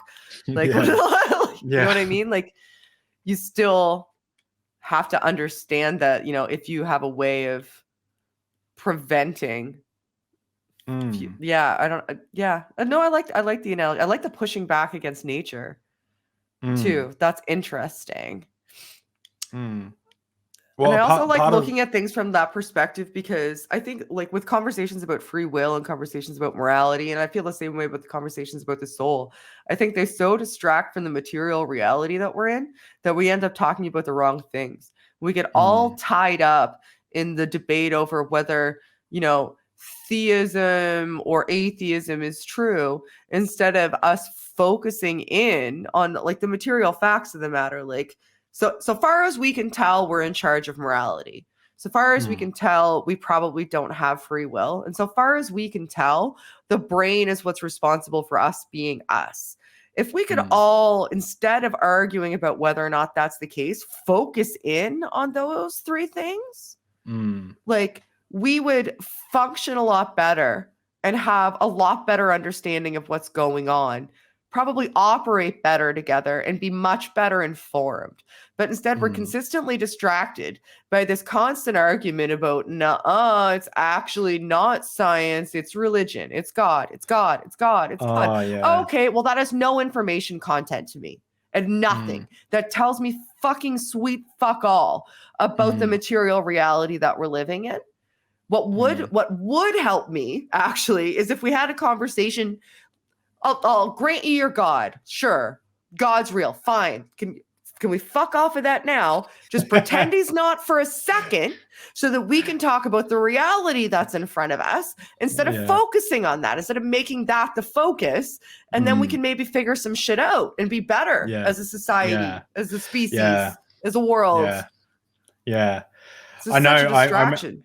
I remember that's similar to when the same-sex marriage plebiscite was coming around Australia. Australia was voting on whether or not LGBT members could get married and have the status of human beings. So we were. Could you imagine the audacity? The absolute temerity of those people.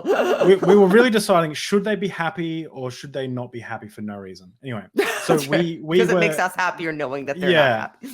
And I was on the precipice of my faith at the moment, at that time. And I remember asking a bunch of Christians, like, okay, we have theological problems. Sure. Like there can be theological problems, whatever, right?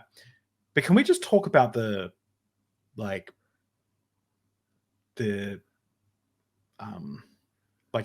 real world material problems? And then when I did that, that's when I noticed that's the other thing. I noticed a lot of like dishonesty around that. They would cite, like, remember this one pastor who was so well respected in our community. I used to counsel me, and he started quoting the Gay Manifesto. And what's the Gay Manifesto? Do you know what that is? No, but it sounds awful. It perked my eyes up because it's a satirical piece from the 80s, like a joke. And he quoted it as if it was like a committee of all the gays got together and decided like what it meant to be gay. And we pointed this out to him. We're like, hey, this is a satirical piece. It's not real. And this guy's like, super. Is that one that like an activist did it to like prove a point that what people think is so satirical that if it actually happened, it would be this ridiculous. Yeah. And they actually bought that hook, line, and sinker. And oh my God. Okay. And then they were quoting it, and everyone was like, thanks for showing the truth, blah, blah, blah. And we pointed this out to this person multiple times. They saw the messages, they replied to them, and they kept using it. They knew what they were doing, and they did it anyway. Using it. And I was like, because it supported their narrative. And I'm like, you slimy piece of shit. Like, you're causing real harm to people now. And like, based on like, you're not uninformed, you're informed now, and you're still choosing to ignore the fact that it's satirical. But anyway, getting distracted a little bit. Have more rum. That'll help. Oh, geez. Helps me every time. And I'm really good at staying on topic. It's my specialty. Being succinct and staying on topic. That's what I'm known for. I've like drifted off into a million subplots in my head, and I've even taken notes, and I do not know where I was going to go with that. So I'm just going to pivot to one of the notes here. Okay. With the hard problem of consciousness, you know how people say consciousness is like the opposite of what it's like to be a rock, right? Like they'll say something like that, like I feel, therefore I am conscious, right? I think, therefore I am. Panpsychists will absolutely eat them alive on that, though. Depends on your philosophy, though, right? Maybe I'm a panpsychist, right? Because I don't know what that is. Maybe you can inform me. You dabble I'm in reading this. Philip. Okay, if you want to read up on it more, I would suggest Philip Goff. I don't know how to pronounce his last name. It's either Goff or Joff. It's called Galileo's Error. I'm not sure how I think about panpsychism, but it's something that some theists and some atheists both seem to have some overlap in. So I'm kind of exploring it to see what I think about it. But from what I can glean thus far, it seems to be this philosophical theory that basically every particle of matter, like every component of the known universe, like right down to the microscopic quark level, is imbued with some sort of degree of consciousness as this sort of like innate, inherent component of material being. Right. So I'm not that, but that's interesting. I'll link so that they book would in the say description. that a rock potentially has something like a consciousness, just as an innate component. It just doesn't have the coalescence of consciousness required for there to be a state of affairs, that it is something that it is like to be that rock from an identity standpoint. Okay. Well, I'm going to jump in the deep end. I'm going to embarrass myself because I'm not too well versed in this. I got the Blackwell's Companion to Consciousness up there. I haven't opened it. I'm too scared to actually look into it, because I know it's going to be such a deep subject. And the book is I've huge. never ever read it. I'll link it in the description as well. Please do.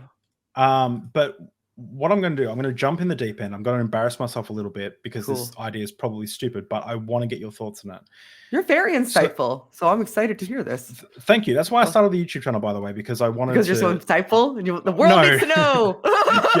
The world it'll be blessed by me. The world must know how insightful I am. No, I was watching these conversations with you and Atheist Experience, and watching conversations, debates all the time, Bart Ehrman and stuff. And I was having conversations with myself in my own head, or like with people who didn't care, like my wife. She was like, okay, that's very. She's like, very interesting, very interesting. Like she watched her on TikTok watching a flat Earth debate today, and I died.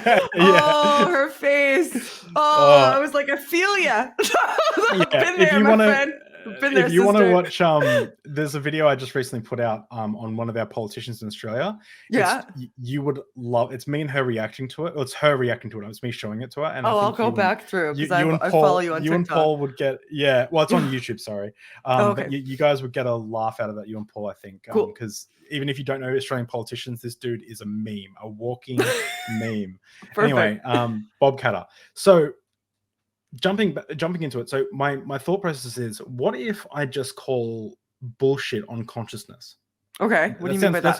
That sounds stupid, right? But like, so so when I talk to someone about consciousness, right, I'm taking almost like a hard skeptical position. Okay. I say, what is consciousness? And then for one thing, it's really hard to define. People can't necessarily define consciousness. They will say like, it's how you feel, it's what it is to be me. They use all this like flowery language. And it's like, what if I just call bullshit on that and just say, what it feels like to be you is just whatever's happening in your brain. And then they go, well, consciousness is like what it feels like. It's the opposite of what it feels like to be a rock. And I'm like, no, what it feels like to be a rock is what it feels like to be a rock. So it's not like that rocks have consciousness. It's just that they don't have the ability, like they don't have the ability to be conscious, like, or to experience the things that we experience. They don't have neurology or anything like that, or nervous system, right? So when we start talking about consciousness, it seems to me that we almost beg the question. So we say, well, consciousness has to exist because I exist. It's almost like I exist, I'm real, I feel things, I experience things. And then they go from there, where I'm saying, well, hang on, you've already begged the question. You're already begging that there is something there. What if we just said, no, there isn't something there? And I mean, I know that so many people are going to be cringe in the comments or whatever, and it is a little cringe. Bros right now, I can hear them. Yeah, philosophers. So it's like, because and just to just to explain why I'm thinking like this, is because I came up against non-dualist thought. Do you know what non-dualism is? Like the idea that like everything is consciousness, and really consciousness is awareness, and we don't necessarily have it's not tied to anything physical, and it's like a very Eastern thought. Like so it's like the entire universe is consciousness, and we're just experiencing like a corner of that consciousness. Yeah. Like So we're the universe experiencing itself in physical form, sort of thing. But then I would just be like, how though? Yeah. How? So to get super deep really quick. So everything that you experience, this is what they would say to us, right? If we had an interlocutor here, they would say everything that you experience through consciousness. So there's a consciousness first model, right? So if we were to like imagine ourselves, David and Shannon in a blank white room, okay, and that room represents consciousness. We're in this room. And I say to you, everything that's in this room is all that exists. And you say, well, that's bullshit.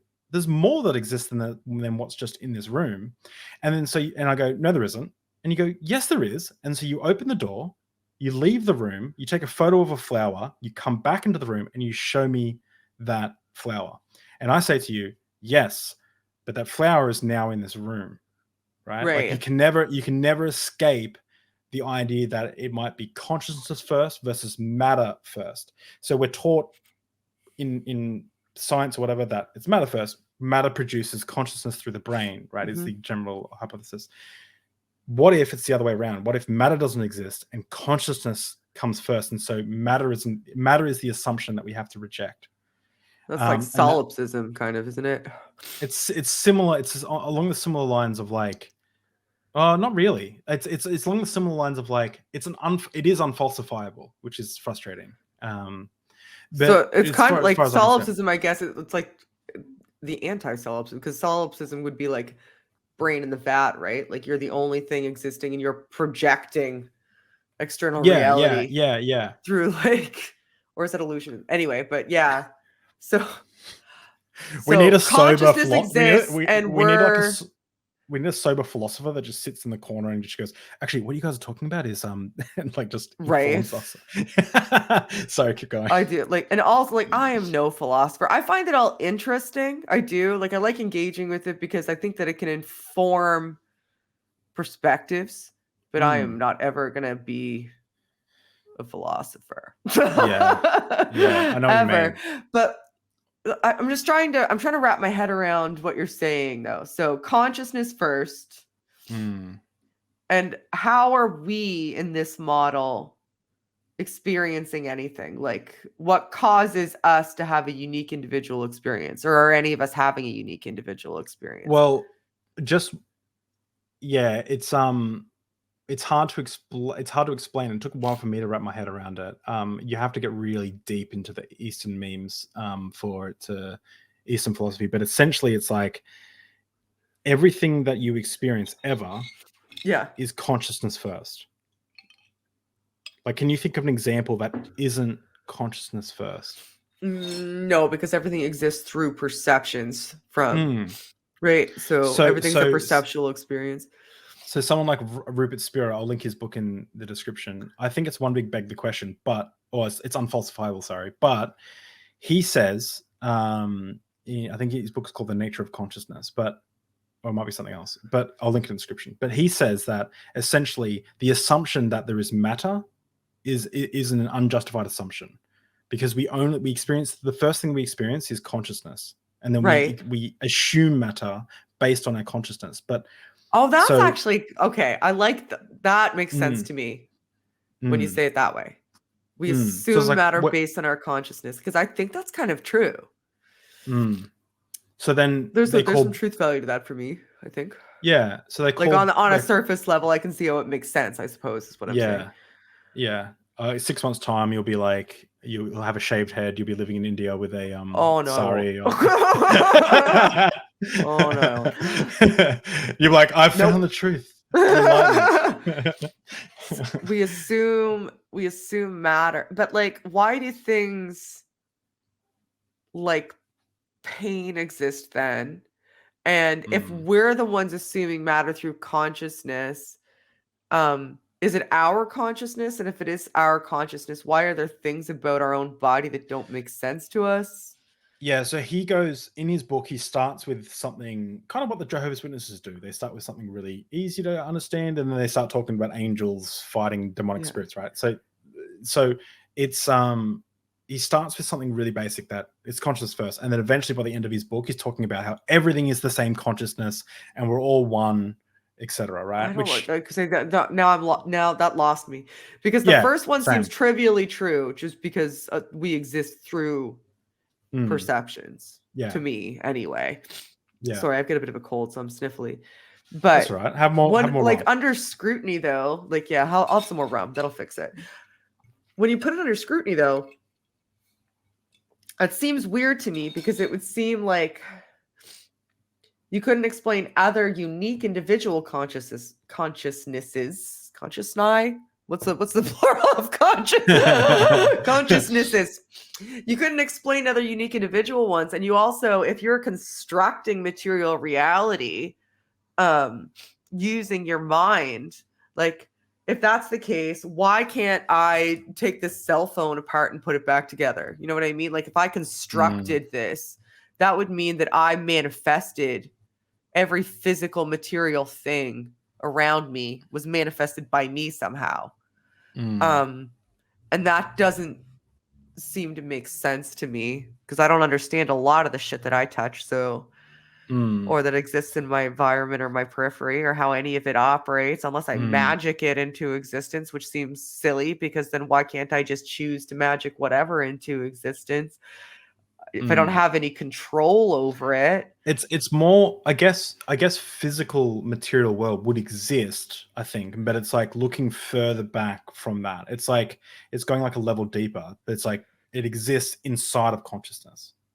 So it exists the same way you might love Paul. That exists, but it's like that's inside of your love. Maybe is inside of consciousness for Paul, right? And your hatred for Darth Dawkins, or your humor. Oh, I don't hate Darth Dawkins. Yeah. I imagine you're a person, but you don't hate a lot of people. He hates me. He hates me. I still get messages. Evidently, he still talks about me sometimes. I don't know why. Yeah, he needs better hobbies. Okay, so we're gonna have to table the rest of that. The conversation around consciousness. Unfortunately, there's so much more to go into. But yeah, we might talk about that until the end of time. Yeah. So we'll move into the Q&A. And so I've got a list of questions from people in my Discord. Some of them you've already answered, some of them you haven't. So I'll read out the ones you haven't answered.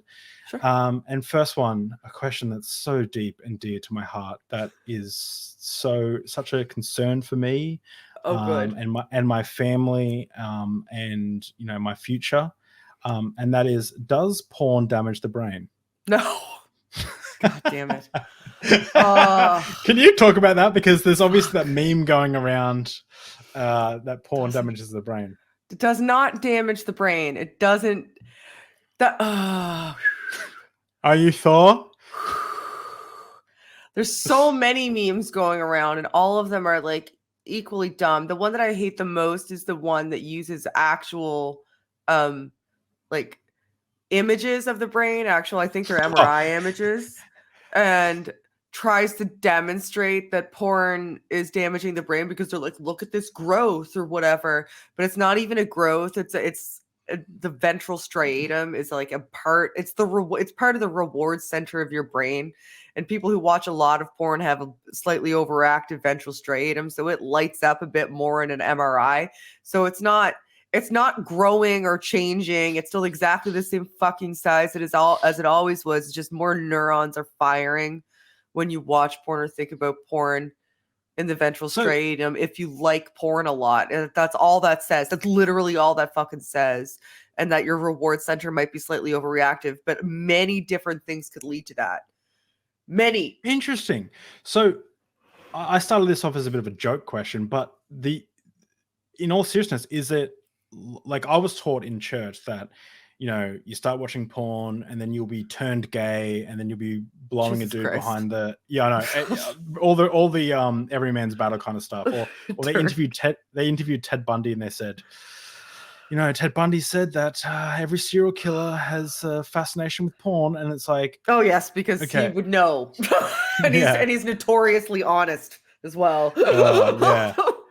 What's also interesting is like, but it's also like, I don't know what criminal is like, no, I'm not going to look at porn. That's immoral. Like, who's doing what criminal's doing that? Anyway, so is there any like concern for someone? I'm getting all seriousness now. I'm serious now.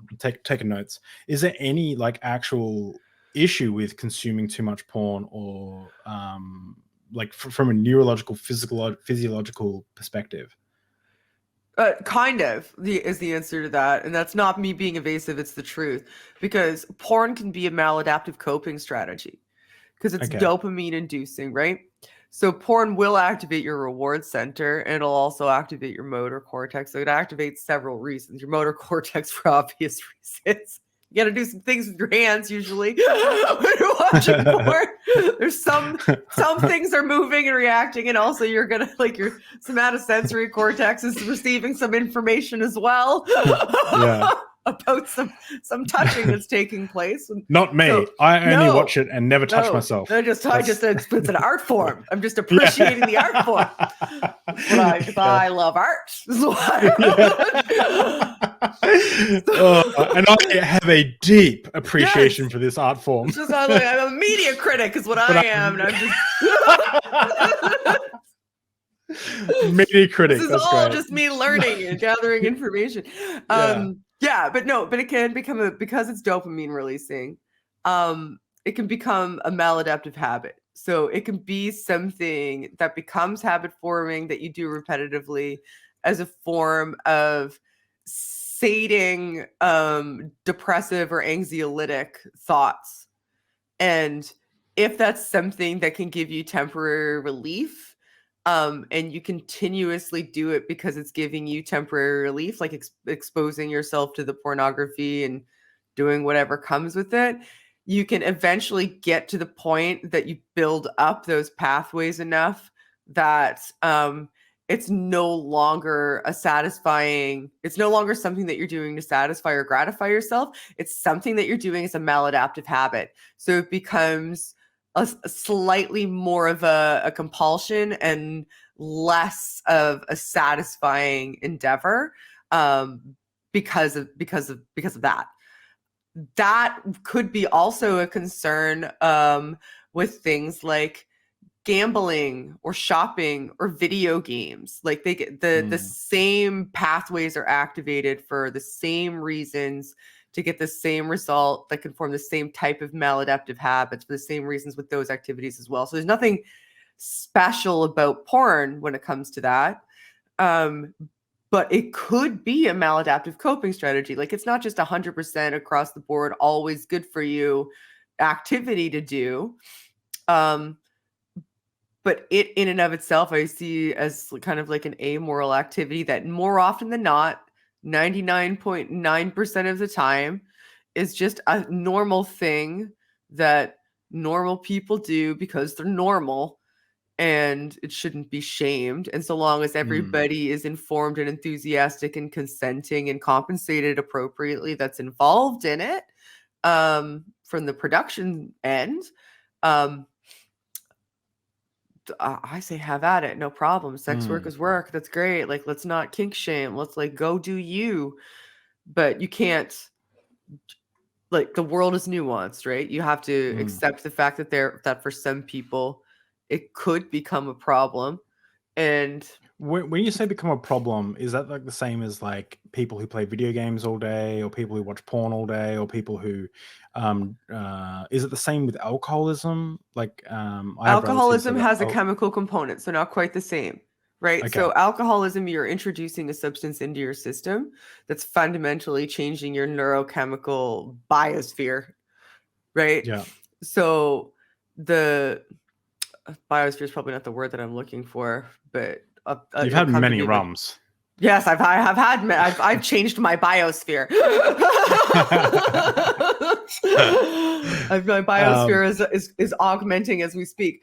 But yeah, so alcoholism has a chemical component, right? So you can create an actual physiological dependency on something like an alcohol.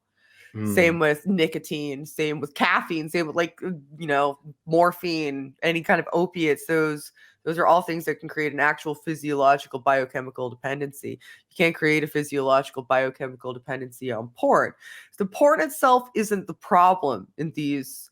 It's like porn gets assigned the designation of the problem when really it's the temporary self-medication that people are using for the actual problem. The actual problem is usually something like a situational or chronic depression or a severe social anxiety or neurochemical anxiety or trauma or right? Like these are underlying psychosocial or neurodivergence issues that need to be like identified appropriately so that they can be addressed appropriately. And when they aren't, the coping mechanisms for them can manifest as dopamine seeking behaviors that then become maladaptive habits. And then the habit the maladaptive habit is what ends up being blamed as the problem. Like people work backwards and say, well, porn made you do this, when really like something was going on and you turned to that. So that's very interesting. So are you saying like the average person, woman, man, who wakes up in the morning, looks at some porn on their phone, plays themselves, and then moves on with their day, that's one thing. But then someone who is like getting yelled at by their boss and then runs into the bathroom to masturbate to try and remove that anxiety or whatever.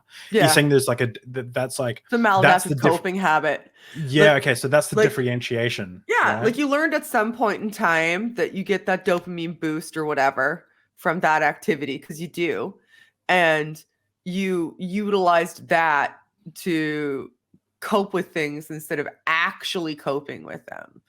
Right. Or like you start to become more and more socially isolated, as an example, as well. Like that's something that happens when you have severe anxiety or depressive disorders. You start to become more socially isolated and more overwhelmed. Well, what's a thing that you can do to when you're alone consistently and socially isolated and overwhelmed? That's an activity that will give you a sense of at least temporary satisfaction and, some sort of like positive stimulation. Well, viewing pornography and masturbating is probably something that's easily accessible that you could do that would give you that temporary release. Is that something that you could end up doing more and more consistently as you become increasingly isolated? Is that something that you could then affiliate with the sense of isolation or choose over social interactions going forward because you formed a habit around it, and now it's the only thing in your recent recall that's given you any kind of pleasure and everything else is terrifying? And also now it's wrapped up with all of this sense of shame that it's imbued with too, right? Because society gives you this sense of shame about it. So now you're constantly ashamed, and that's increasing the anxiety and depression, which is causing you to turn more to pornography, which is increasing your social isolation. The porn, like, what is the porn really the problem there? No, the porn is the worst thing that you could continue doing, probably, and you're going to need to completely secede from it at some point in time until you can learn to use it normally. But in order for you to learn to use it normally, what you need to do is address the underlying problem that you're using the porn to self-medicate poorly and then creating that maladaptive habit around. Does that make sense? It does, and I feel like I'd love to have you on another time to talk about addiction, because there's a lot of addiction.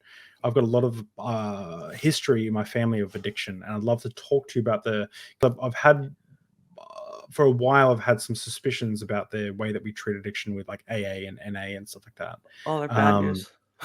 Yeah, so I'd love to talk to you more about that. But moving on. That was one question. That was I'm going to try to be better. No, that's fine. That's really good. I'll pick out what I think are good good questions. And I don't know if you ever want to do this again, but if you do, I'll be happy to have you on and we can ask the other questions again. Can you give a brief explanation of cognitive science perspective of religion? Brief explanation. One, no, I can never give a brief explanation of anything. If you ask me for a brief explanation of like what I'm holding in my hand, I probably couldn't fucking do that right.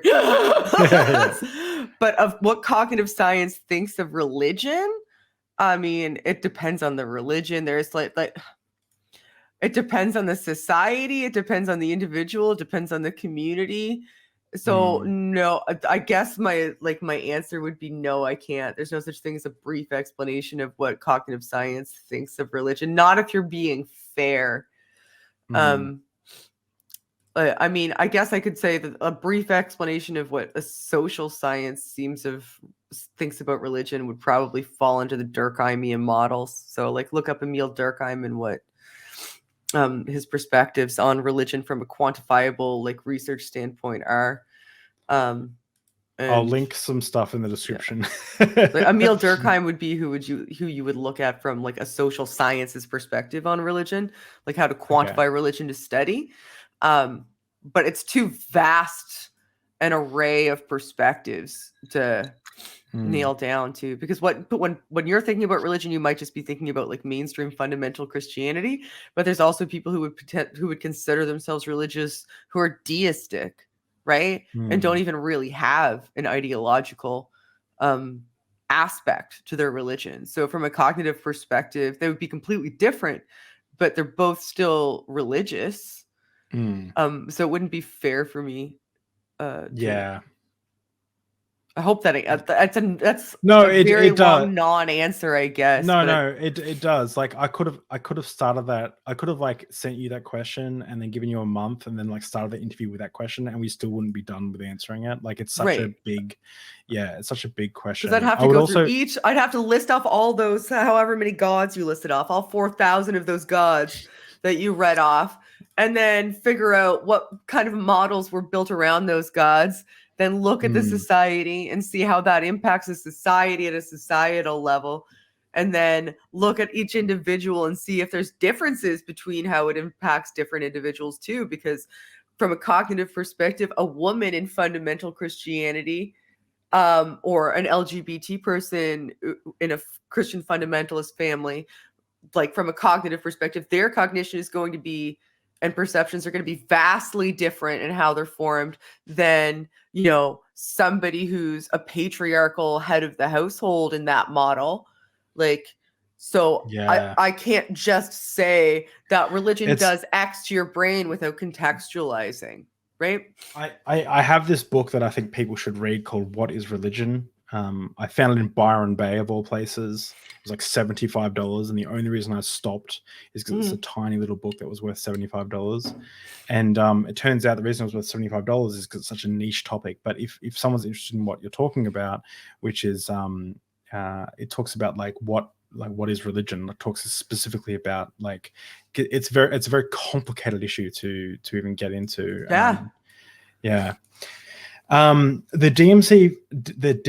Oh my God, I'm drunk. The DMC, the DSM-5. Yeah. In the DSM-5, the delusion. Okay, this is going to trigger you a little bit, but I want you to deal with it. I'm ready. In the DSM-5, delusion is defined as fixed beliefs that are not amendable to change in the light of conflicting evidence. Using this definition, can some aspects of faith be classified as a delusion? This is a conversation. We have a thread going on my Discord server because I looked up this definition and I was like, that seems to fit a lot of my friends and family, where you present them evidence and then don't.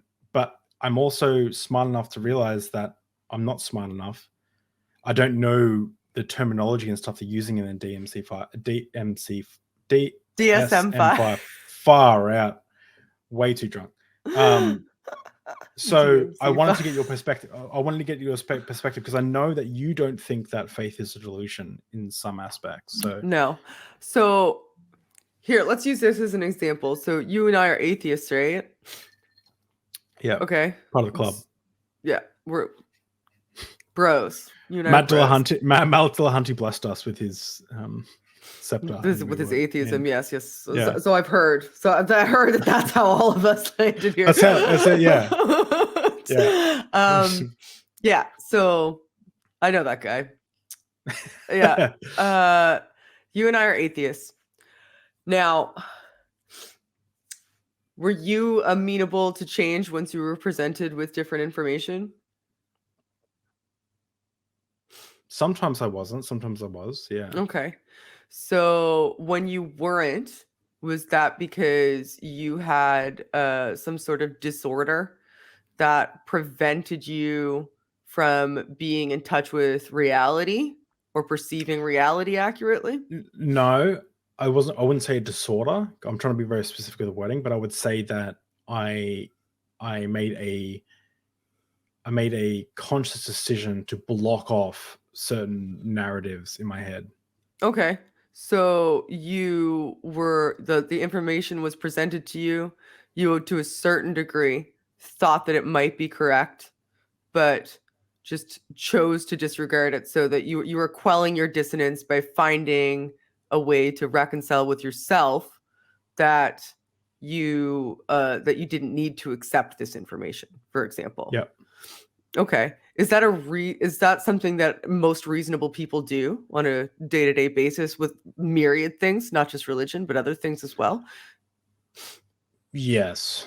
So you get presented with information that maybe butts up against some belief or another ideology that they have. And okay. Yeah. So was that because you had, because in order for me to accept this model that, it's delusion, it would have to be presented to me. And there's a reason that people don't diagnose, medical professionals don't diagnose religious people with delusional disorders, because it's exceptionally commonplace for people to have bad ideologies of manifesting in all kinds of different ways, right? So you can have bad political ideologies, you can have bad social interaction ideologies, you can have bad religious ideologies. They're just, having bad ideologies is the human condition. It's not a mental illness. It's just we are not perfectly rational machines that just, can discern truth accurately 100% of the time and choose not to, and or can't because of some sort of disorder. We're just, not as good as we think we are. Now, in order for it to be a delusion, it needs to be persistent, not amenable to change, and prevalent enough that it is impacting your day-to-day life. So for a delusion to become disordered, it needs to be something that you believe in very, very strongly, despite the fact that it is not reflected external to you. Keep this in mind because it's an important component, or reinforced external to you in extant reality. Now, would you say that religions exist and are reinforced external to you in extant reality? No.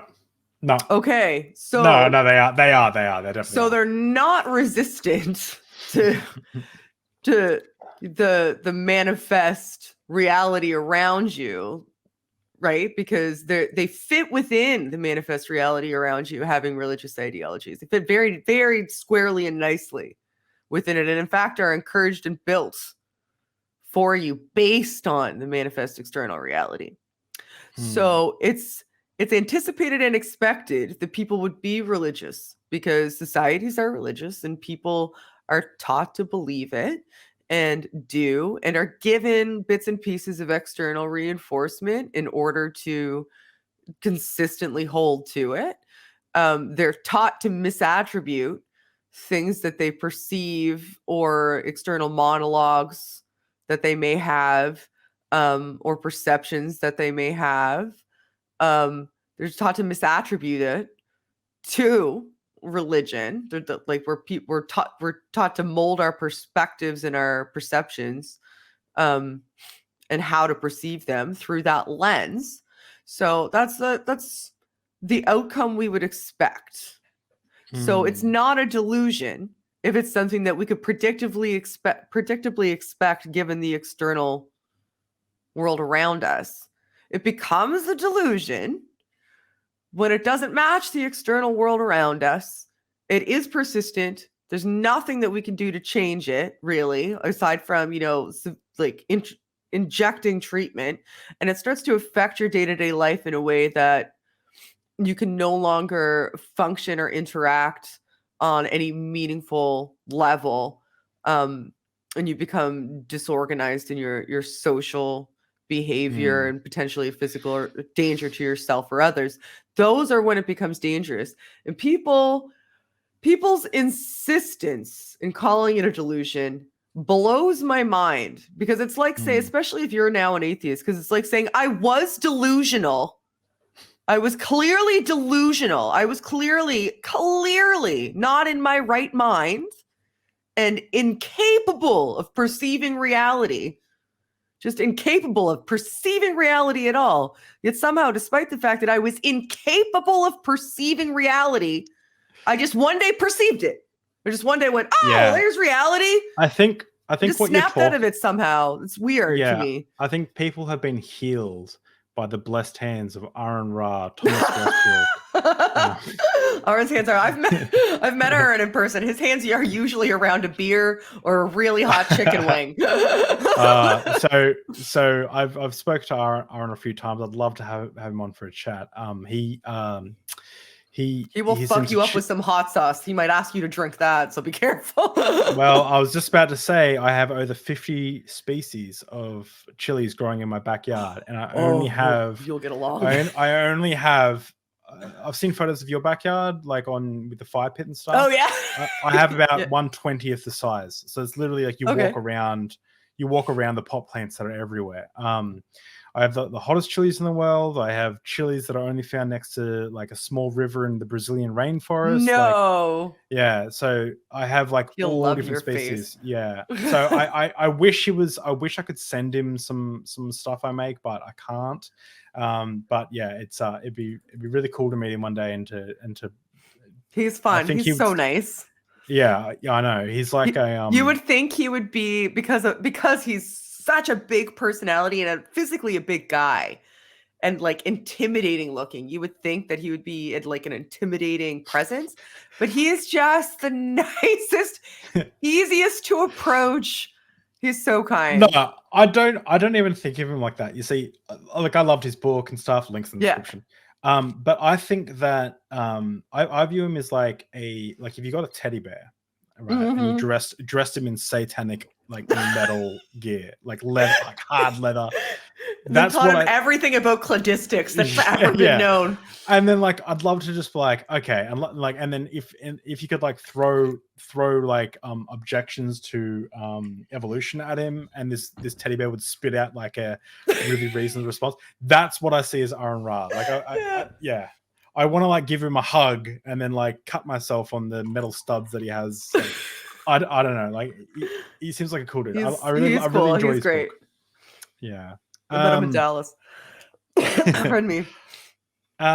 So okay, this is a good question. What do you think is the most effective method for lay people to honestly engage with ideas and beliefs? So this person gave an example of like maybe it's street epistemology, like the style where you just ask someone questions, you try and understand the underlying. So is this person reasons. Talking about dialogue specifically? Dialogue, yeah. Okay. Dialogue specifically, yeah. People are gonna hate my answers because they're so wishy-washy. First, I'd say it depends on the person. Like, it's so, and I don't mean like just depends on the person on an individual level. It depends on whether or not you're talking to somebody that's like a loved one or a close family member, or and whether you're talking to somebody in person or on the internet as well. Because every different type of like your relationship is going to affect how you interact because you're invested in the outcome of that conversation more if it's a personal relationship. So you need to treat it a different way. And when you're interacting with people more online, it's going to depend on the medium through which you're interacting with them. Is it Twitter? Yes, it's right. Exactly. Like if it's Twitter, my answer would be just fucking don't. Like just fucking, just don't.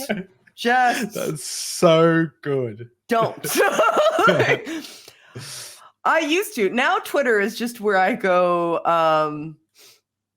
to be a dick.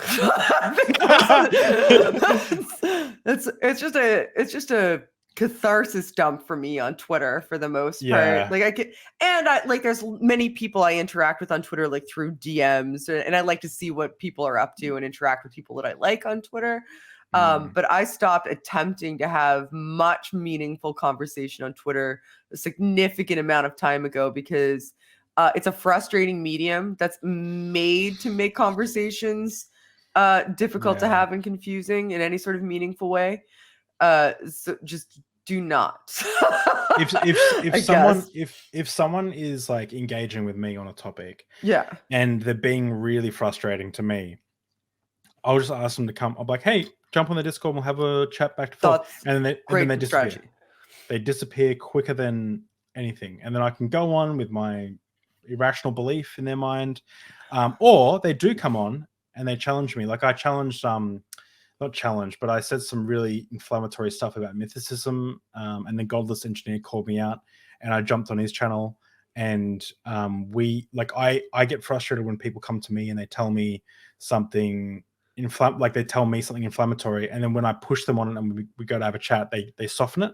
So like, you know what, I'm not going to do that. I'm going to stand by my statement, which my statement was it's clear to me that mythicists are only mythicists for the feels. So I jumped on there knowing nothing about mythicism, and I said, look, I've said Sean's such a good person to talk to. I know. I shouldn't have said that. Like, no, he is. So okay. I said, I'm glad it ended well because he's a good friend of mine. Yeah, no. I like him a lot. So I said, look, I said, because I think at the start he thought it was going to be a really like fiery stream. And I said like, oh, thanks for actually engaging with me. Like we can have a cordial conversation. He's like, why did you want to have a cordial conversation when you come at me like that? And I was like, oh, true. Valid point. Like, though, valid point. Right? But I didn't want to jump into his stream and soften my arguments. So I was like, no, I said something. I should stand by it. So I jumped on and I built a little syllogism like in 5 minutes beforehand and stuff. And we had a back and forth. And I still hold to my same perspective. I've softened my perspective a lot though. And he definitely, I said, look, man, I said this inflammatory thing. I'm going to stand by it for the sake of this argument. I want you to show me where I'm wrong. And he showed me that I knew very little about what I thought I was like, what I had a strong opinion about. And so me and him, we ended as friends. Like he got frustrated somewhere through the line, and his partner, his wife, I think, had to like calm him down a few times, which is pretty funny. But besides that, we ended up as good friends. We've been chatting back and forth. Not good friends, sorry, but we've as friends, and we've been chatting back and forth. And I'd love to have him on the show one time. And he's been giving me resources, and I'm looking into mythicism, which I never thought I would do because I'm a big Bart Ehrman fanboy. So So oh, that's funny. Yeah, so it ended up good, but in general, like people I know. But in general, like the approach that I have is if someone's arguing with me on Twitter, I ask them to have a conversation on Discord or somewhere of their choosing. If they say no, I can forget about their stupid arguments because they didn't. They were being performative to like get little pithy tweets off or whatever. Yeah. And if they do come on, I'll show them where they're incorrect. And if not, they'll show me where I'm misguided, and that's what Godless Engineer did. And then I'm like, okay, there's something I gotta look into this a bit more. I gotta be a bit more educated. And then it pushes me I push into cognitive dissonance like a workout. Don't jump on the shit on mythicist train though, dude. That train annoys me. It really. Are you a mythicist? No, I'm not. I'm not. Okay. But what annoys me is the attitude towards the mythicist position is so condescending to me. And maybe it's because I've known John for so long too. And I know all of the research he does too. Right. Like he's it doesn't convince me. It does convince him. That's great. Like, whatever. The people who are constantly all over the internet going, mythicists are a shameful blah blah blah, and you're stupid, and like they act like they're like I have to they say, act like jackasses towards mythicists, where they could just like, if you don't believe it, then just leave them the fuck alone. Like, why? Yeah. Like, what are you being like this for? Aside from acting superior or something, like, I don't you have get the it. best you have the best bro voice ever, like the yeah bro. But yeah, I would agree with you. So my perspective of mythicism was like, Jesus didn't exist, bro, lol. Like, that was my understanding of what mythicism was. And no, my yeah, I know. Because of mythicism, I know what the word interpolation means. Yeah. Like, well, there's actually shit to be learned there if you look, right? Yeah. It's interesting, right? So my perspective was essentially, most scholars don't hold to the mythicist position, therefore most people must be coming to the perspective of mythicism for non-scholarly reasons. And what John challenged me with is, he said, look, he said a lot of these people have to sign statements of faith. They have to, their perspective is that Jesus was a real person. And I didn't realize that mythicism actually held to a more in-depth perspective of like what could be obtained from theological ideas. It wasn't just like, Jesus didn't exist, lol, and then move on with your day. It was like, no, there is some like theological ramifications, and it's like, and I was like, okay, so he blew my mind in that aspect. And when I get some free time, I'm going to read Richard Carrier's book and the other books that he suggested. At least give it its due. And even if I don't get convinced, I'll at least be better off for it. And right, because like, you're tearing down something, I think, because of your assumption that has been given to you by other people about what those people believe, and not actually critically analyzing what they do believe. Yeah. And they're like, you may learn a lot looking into mythicism. Like, I learned a lot about like who Tacitus is, and how like his history related, like, not just to the Roman Empire, but also to like the history of Christianity. Same with Josephus. Like, I wouldn't, if I hadn't looked into mythicism because I thought that it was interesting and wanted to explore it more, I wouldn't have learned those things or been exposed to them if I had just gone in with the underlying assumption, well, those guys aren't part of the consensus, and everybody says they're stupid, and I don't want people to think I'm stupid like them, so I'm going to call them stupid too, so everybody will know that I'm not in their camp and I think they're stupid. Like, that drives me. I wouldn't have learned any of that stuff. And it's a better way to be. That's a really good point, but I'm just wondering if anyone in either of our audiences could cut together every time Shannon did a bro voice. Yeah. And we can release it. We can at least say, I think, just put it on a soundboard. Stupid. Everything's stupid. You should create a TikTok like Josh Bowen did with not Kent Hovind. It's Kent Hovind, which is my favorite. You know what, Kent Hovind is my favorite thing. Shannon bro, where you just make bro arguments. Shannon I just wear a backwards ball cap or sideways ball cap. Yeah, for sure. Yeah, well, what? Bro. If you and Paulogia, so this is I think this isn't a serious question. Okay. But it's funny. I'm in a very serious mood, so I'm disappointed. If you and Paul ever got married, would you consider asking, and like a traditional marriage in a church or something, let's say for some reason you did, okay, would you ever consider asking Michael Jones to be the minister? Oh my God, yeah. You know why he would say no, though? The reason Mike would say no is because he's in love with Paul.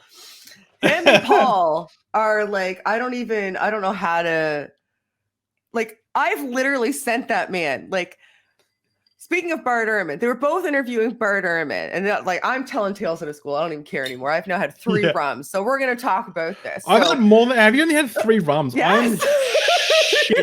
I'm shit-faced. I've had so much. Like, look how far this bottle's down. Like, Anyway, It's keep hard going. to tell because mine's ginormous, but Yeah. Anyway, so they were interviewing Bart Ehrman. So they were all in like a queue that I think Derek from Mythivision like had set it up with Bart's people when he was promoting his like debate or whatever with Mike Lacona or something. So Paul and Mike were in the back room together of this like stream thing, and everybody needs to be quiet. And Mike was blowing kisses at Paul. And so Paul texts me and he says, I'm waiting to go in. I think I'm talking to Bart next. Mike keeps blowing kisses at me. And I said, I've told Mike once. If I've told him once, I've told him 100 times. Stop flirting with my fucking boyfriend. So I messaged Mike and I was like, bitch, Paul told me that you're blowing kisses at him. Stop flirting with my boyfriend. And you know when people write in like the big text and then the small text because they're not taking you seriously? Yeah. He just wrote back in quotation marks and like the big text, then small text. So like big S and then small T and then big O. Oh, yeah, Stop flirting with my boyfriend. Oh, So the reason he would say no is because he couldn't stand, I don't think, to see Paul marry anybody but him. But don't tell anybody I told you, motherfucker. Honest to God.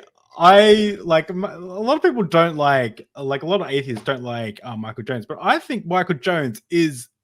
I like him. I like him a lot. He's so been on many this of my podcast. friends do not like him. Yeah, And I think he makes. I think because he's quite reasonable and he's quite switched on when it comes to Bible stuff. I don't think that's why they don't. I think it's because he's also a bit of a dick sometimes to people. Let's be real. I think that sometimes, especially like in this environment, we're all incentivized to go at each other, right? Like because that conflict. We're like on diametrically opposed sides of like sometimes very serious moral issues. And we're also very like, this isn't a realm where we're just talking about stuff because we think it's interesting. Like there's investment here on both sides, emotional, mental, social, like impact on society investment. And we see it different ways.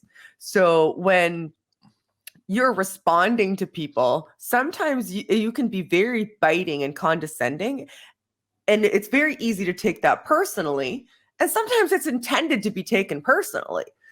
And I think Mike can sometimes do that with people, and people can sometimes do that with Mike, so they get rightfully so, potentially on both ends, upset because it seemed like it was meant to be personal, and potentially it was. And Mike can do that sometimes. So I know people that I think maybe have a legitimate beef with him from a personal perspective. It's not my fight and it's not my beef. And nor can I control how he or they act.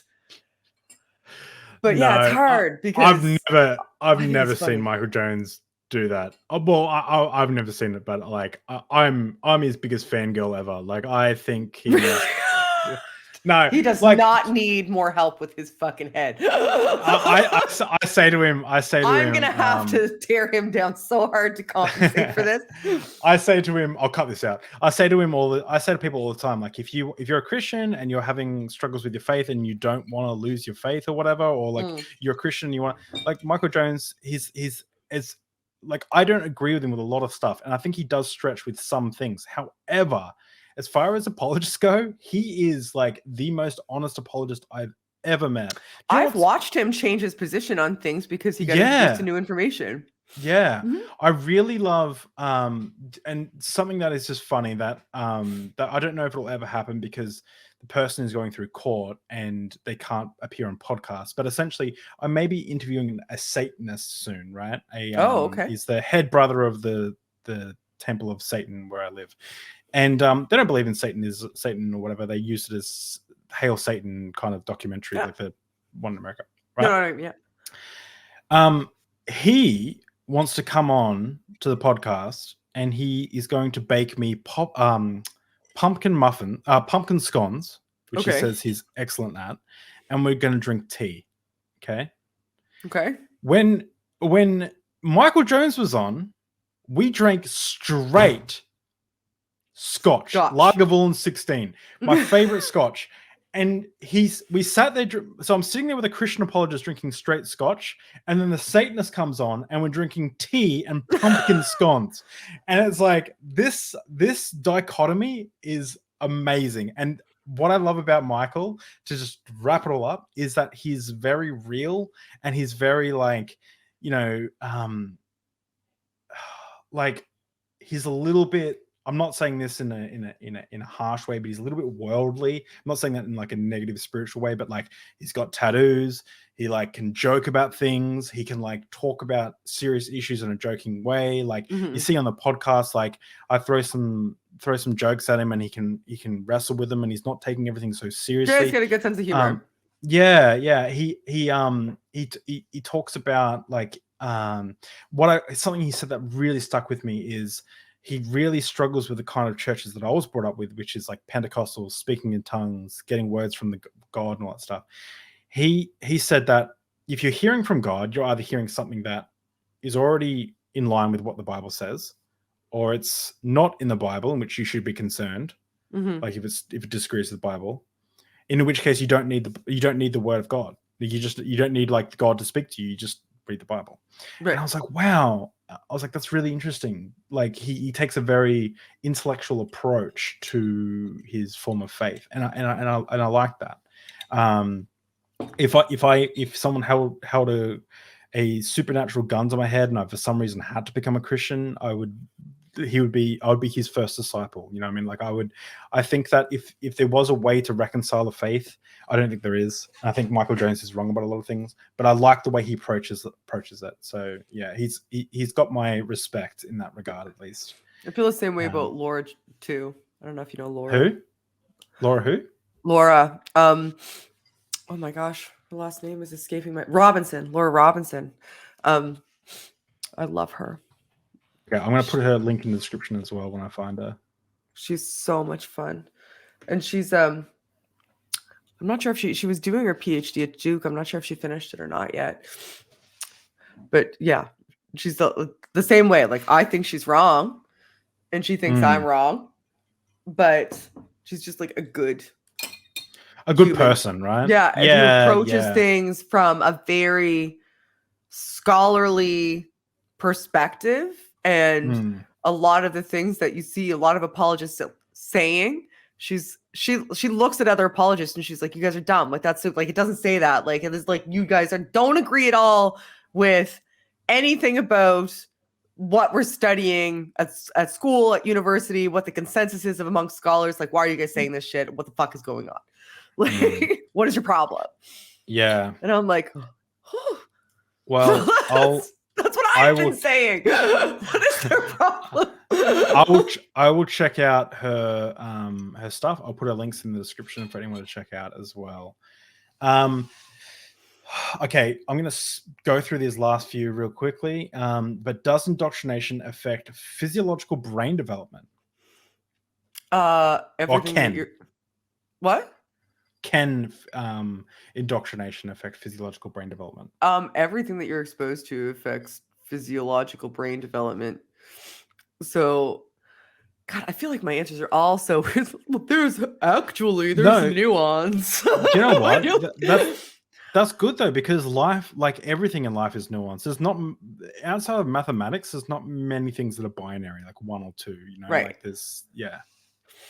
So like, everything that you're exposed to affects your physiological brain, right? Because you're going to have some sort of reaction that's going to leave an imprint in your brain. That's me very oversimplifying it because so can indoctrination have a physiological impact? The answer is yes, absolutely. Similar to what we were talking about earlier with porn, creating those like habits. Those habits are reinforced through like basal ganglia structures in the brain constantly being activated, and cortices telling you that like to keep doing this habit. Indoctrination can create the same sort of pathways that lay down that we take for granted, that then become sort of like tacit function as opposed to like directed function. Like the things that you end up having thrust upon you during the indoctrination process don't just impact the way that you think about religion, they impact the way that you think about and view the world, to the point that even when you're deconverting, you have what my friend Ocean calls, and I think this is such a great term, this sort of like latent Christianity, or like this latent religious imprint that you still have to deconstruct, even though you think just because you don't believe anymore that you're done with it. Like it's not done with you yet, because it has impacted a lot of your neurological and function. Is that how like people can be afraid of hell even after they stop believing in hell? That's a really good example, actually, because that's like a deep-seated fear, and that's a part of the brain that becomes almost like autonomic, right? It's something that's built into your like most base reactions to external stimuli and to any sort of like conscious processing, is that emotional state. That is like that real like deep down base of that. So if you instill something like a serious deep down fear, like a fear of something that is so intense that everything is like measured up against it consistently, because every decision you make, if you really believe in hell, every decision you make, that's going to factor into that decision, right? Everything you make. Like, so now it's part of your decision-making process. Whenever you're making any kind of decision, it's factoring into that as well. So that's not going to go away, because how you make decisions doesn't change because you don't believe in God anymore. Like your brain doesn't go, oh, we don't believe in God anymore, I guess we'll make decision processes different. Nope, it doesn't do that. Your brain has been making decision processes a certain kind of way your entire life, and it's incorporated whether or not you're going to go to hell in those decision-making processes. You can't just flick a switch and have that not happen anymore. It's going to still come up because it always did. So when you're making decisions about things that previously would have had like hell implications, hell's going to come up because it always did, because there was hell implications. So now you have to tell yourself there actually aren't hell implications, but you're afraid of hell. Your brain still goes, hell's bad and scary and we don't want to go there. Like it takes a while to convince your brain, well, it's not real, you don't need to be afraid. Well, we've never even been exposed to it before. So it's not like you can you convinced me whole cloth, like self, you convinced me as the brain that this was a thing I should be afraid of. I've never been exposed to it. It's just a conceptual thing that I'm supposed to be afraid of. How am I supposed to get rid of a concept that I gave myself overnight? It's actually interesting, because I remember when I got saved, when I had my spiritual experience at church, I remember I slowly started to change what I found was acceptable and what wasn't acceptable. So like I would stop listening to Slipknot at one stage in my teenage years because it was evil, and I stopped listening to. Eventually, I stopped listening to all Christian music. I stopped swearing, and I started like moving away from that. I started moving in a certain direction. But it took a while for me to learn things, and you know, like new Christians are the same. Is that similar in that like you have to, when you come under a new ideology, a new belief system that people around you are believing, you slowly have to learn what's right and wrong again, right? Yeah, that's a fair assessment. Yep.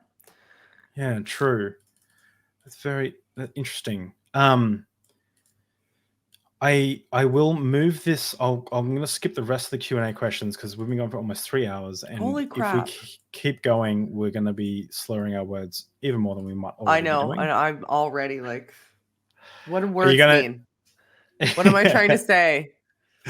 What's going on in my brain biosphere? Because apparently that's a way to describe your brain now. Hey, look, according to me. My audience are lovely. They're gonna forgive any missteps in communication, and also most of them probably won't even understand what you're talking about. But I'm gonna ask you one serious question and then a bonus fun question. Okay. Okay. So the last question is, what would convince you of God's existence? A coherent definition of God that's irrefutable, because if you actually came up with a definition of God that was coherent and irrefutable, because I haven't come across one yet, I would be intellectually forced to believe in it. So Interesting. find me a definition of God that has internal consistencies, that is irrefutable, and I would have to believe it. Oh, that's a very reasonable question. Reasonable answer. Sorry. Oh my God, I'm drunk. Question. I'm glad that we skipped a few, because this bonus question is a fun one, and this is just for fun. Okay. All right. Okay. This is a bonus question. If you could choose an afterlife of some sort, and it would instantly become true, what would you choose? An afterlife. So like, do you want to believe in like the traditional Christian heaven and hell, or reincarnation, or like maybe some other like Native American thing you've heard, or like, is there, like what if you could choose something and it would instantly become true despite you currently not believing it's true? What would you choose? Like, what's the funnest afterlife or conception of reality? Can I make my own? Yeah, go for it. I would want to be able to watch my son live his life. Oh, That's what I would pick. I'd want to be able to watch my son live his life after I was gone. wow. And then I could just go away. I just want to watch him live his life. Shannon, I wasn't ready for that amount of sweetness to like like that's beautiful. That's a really nice answer. Wow. That's what I'd want. Wow. Then I don't need to go. I just want to see that. Mm. Then I'd be good. Then I could just fade away. Watch just so that I would know he was okay. Yeah. And see what he does. I don't need to see everything he does. Well, you probably know which animes he's going to watch. You probably able to watch all those. So yeah, lots of One Piece, and the time I got reincarnated as a slime, and My Hero Academia, and something Immortal King. I can't remember. That's what he's watching right now. Just as a side note, does Paul do any graphic novels anymore, or is he off that? Paul is now officially a full-time YouTuber. Wow, that's the only person with a real job in this house. Oh, that's so awesome. No, not at the moment. No, but I've got some of his graphic novels behind me, actually, sitting on that shelf. If you want to see one, have you ever seen any? I have not. Are you going to give us a? Absolutely, yeah, 100%.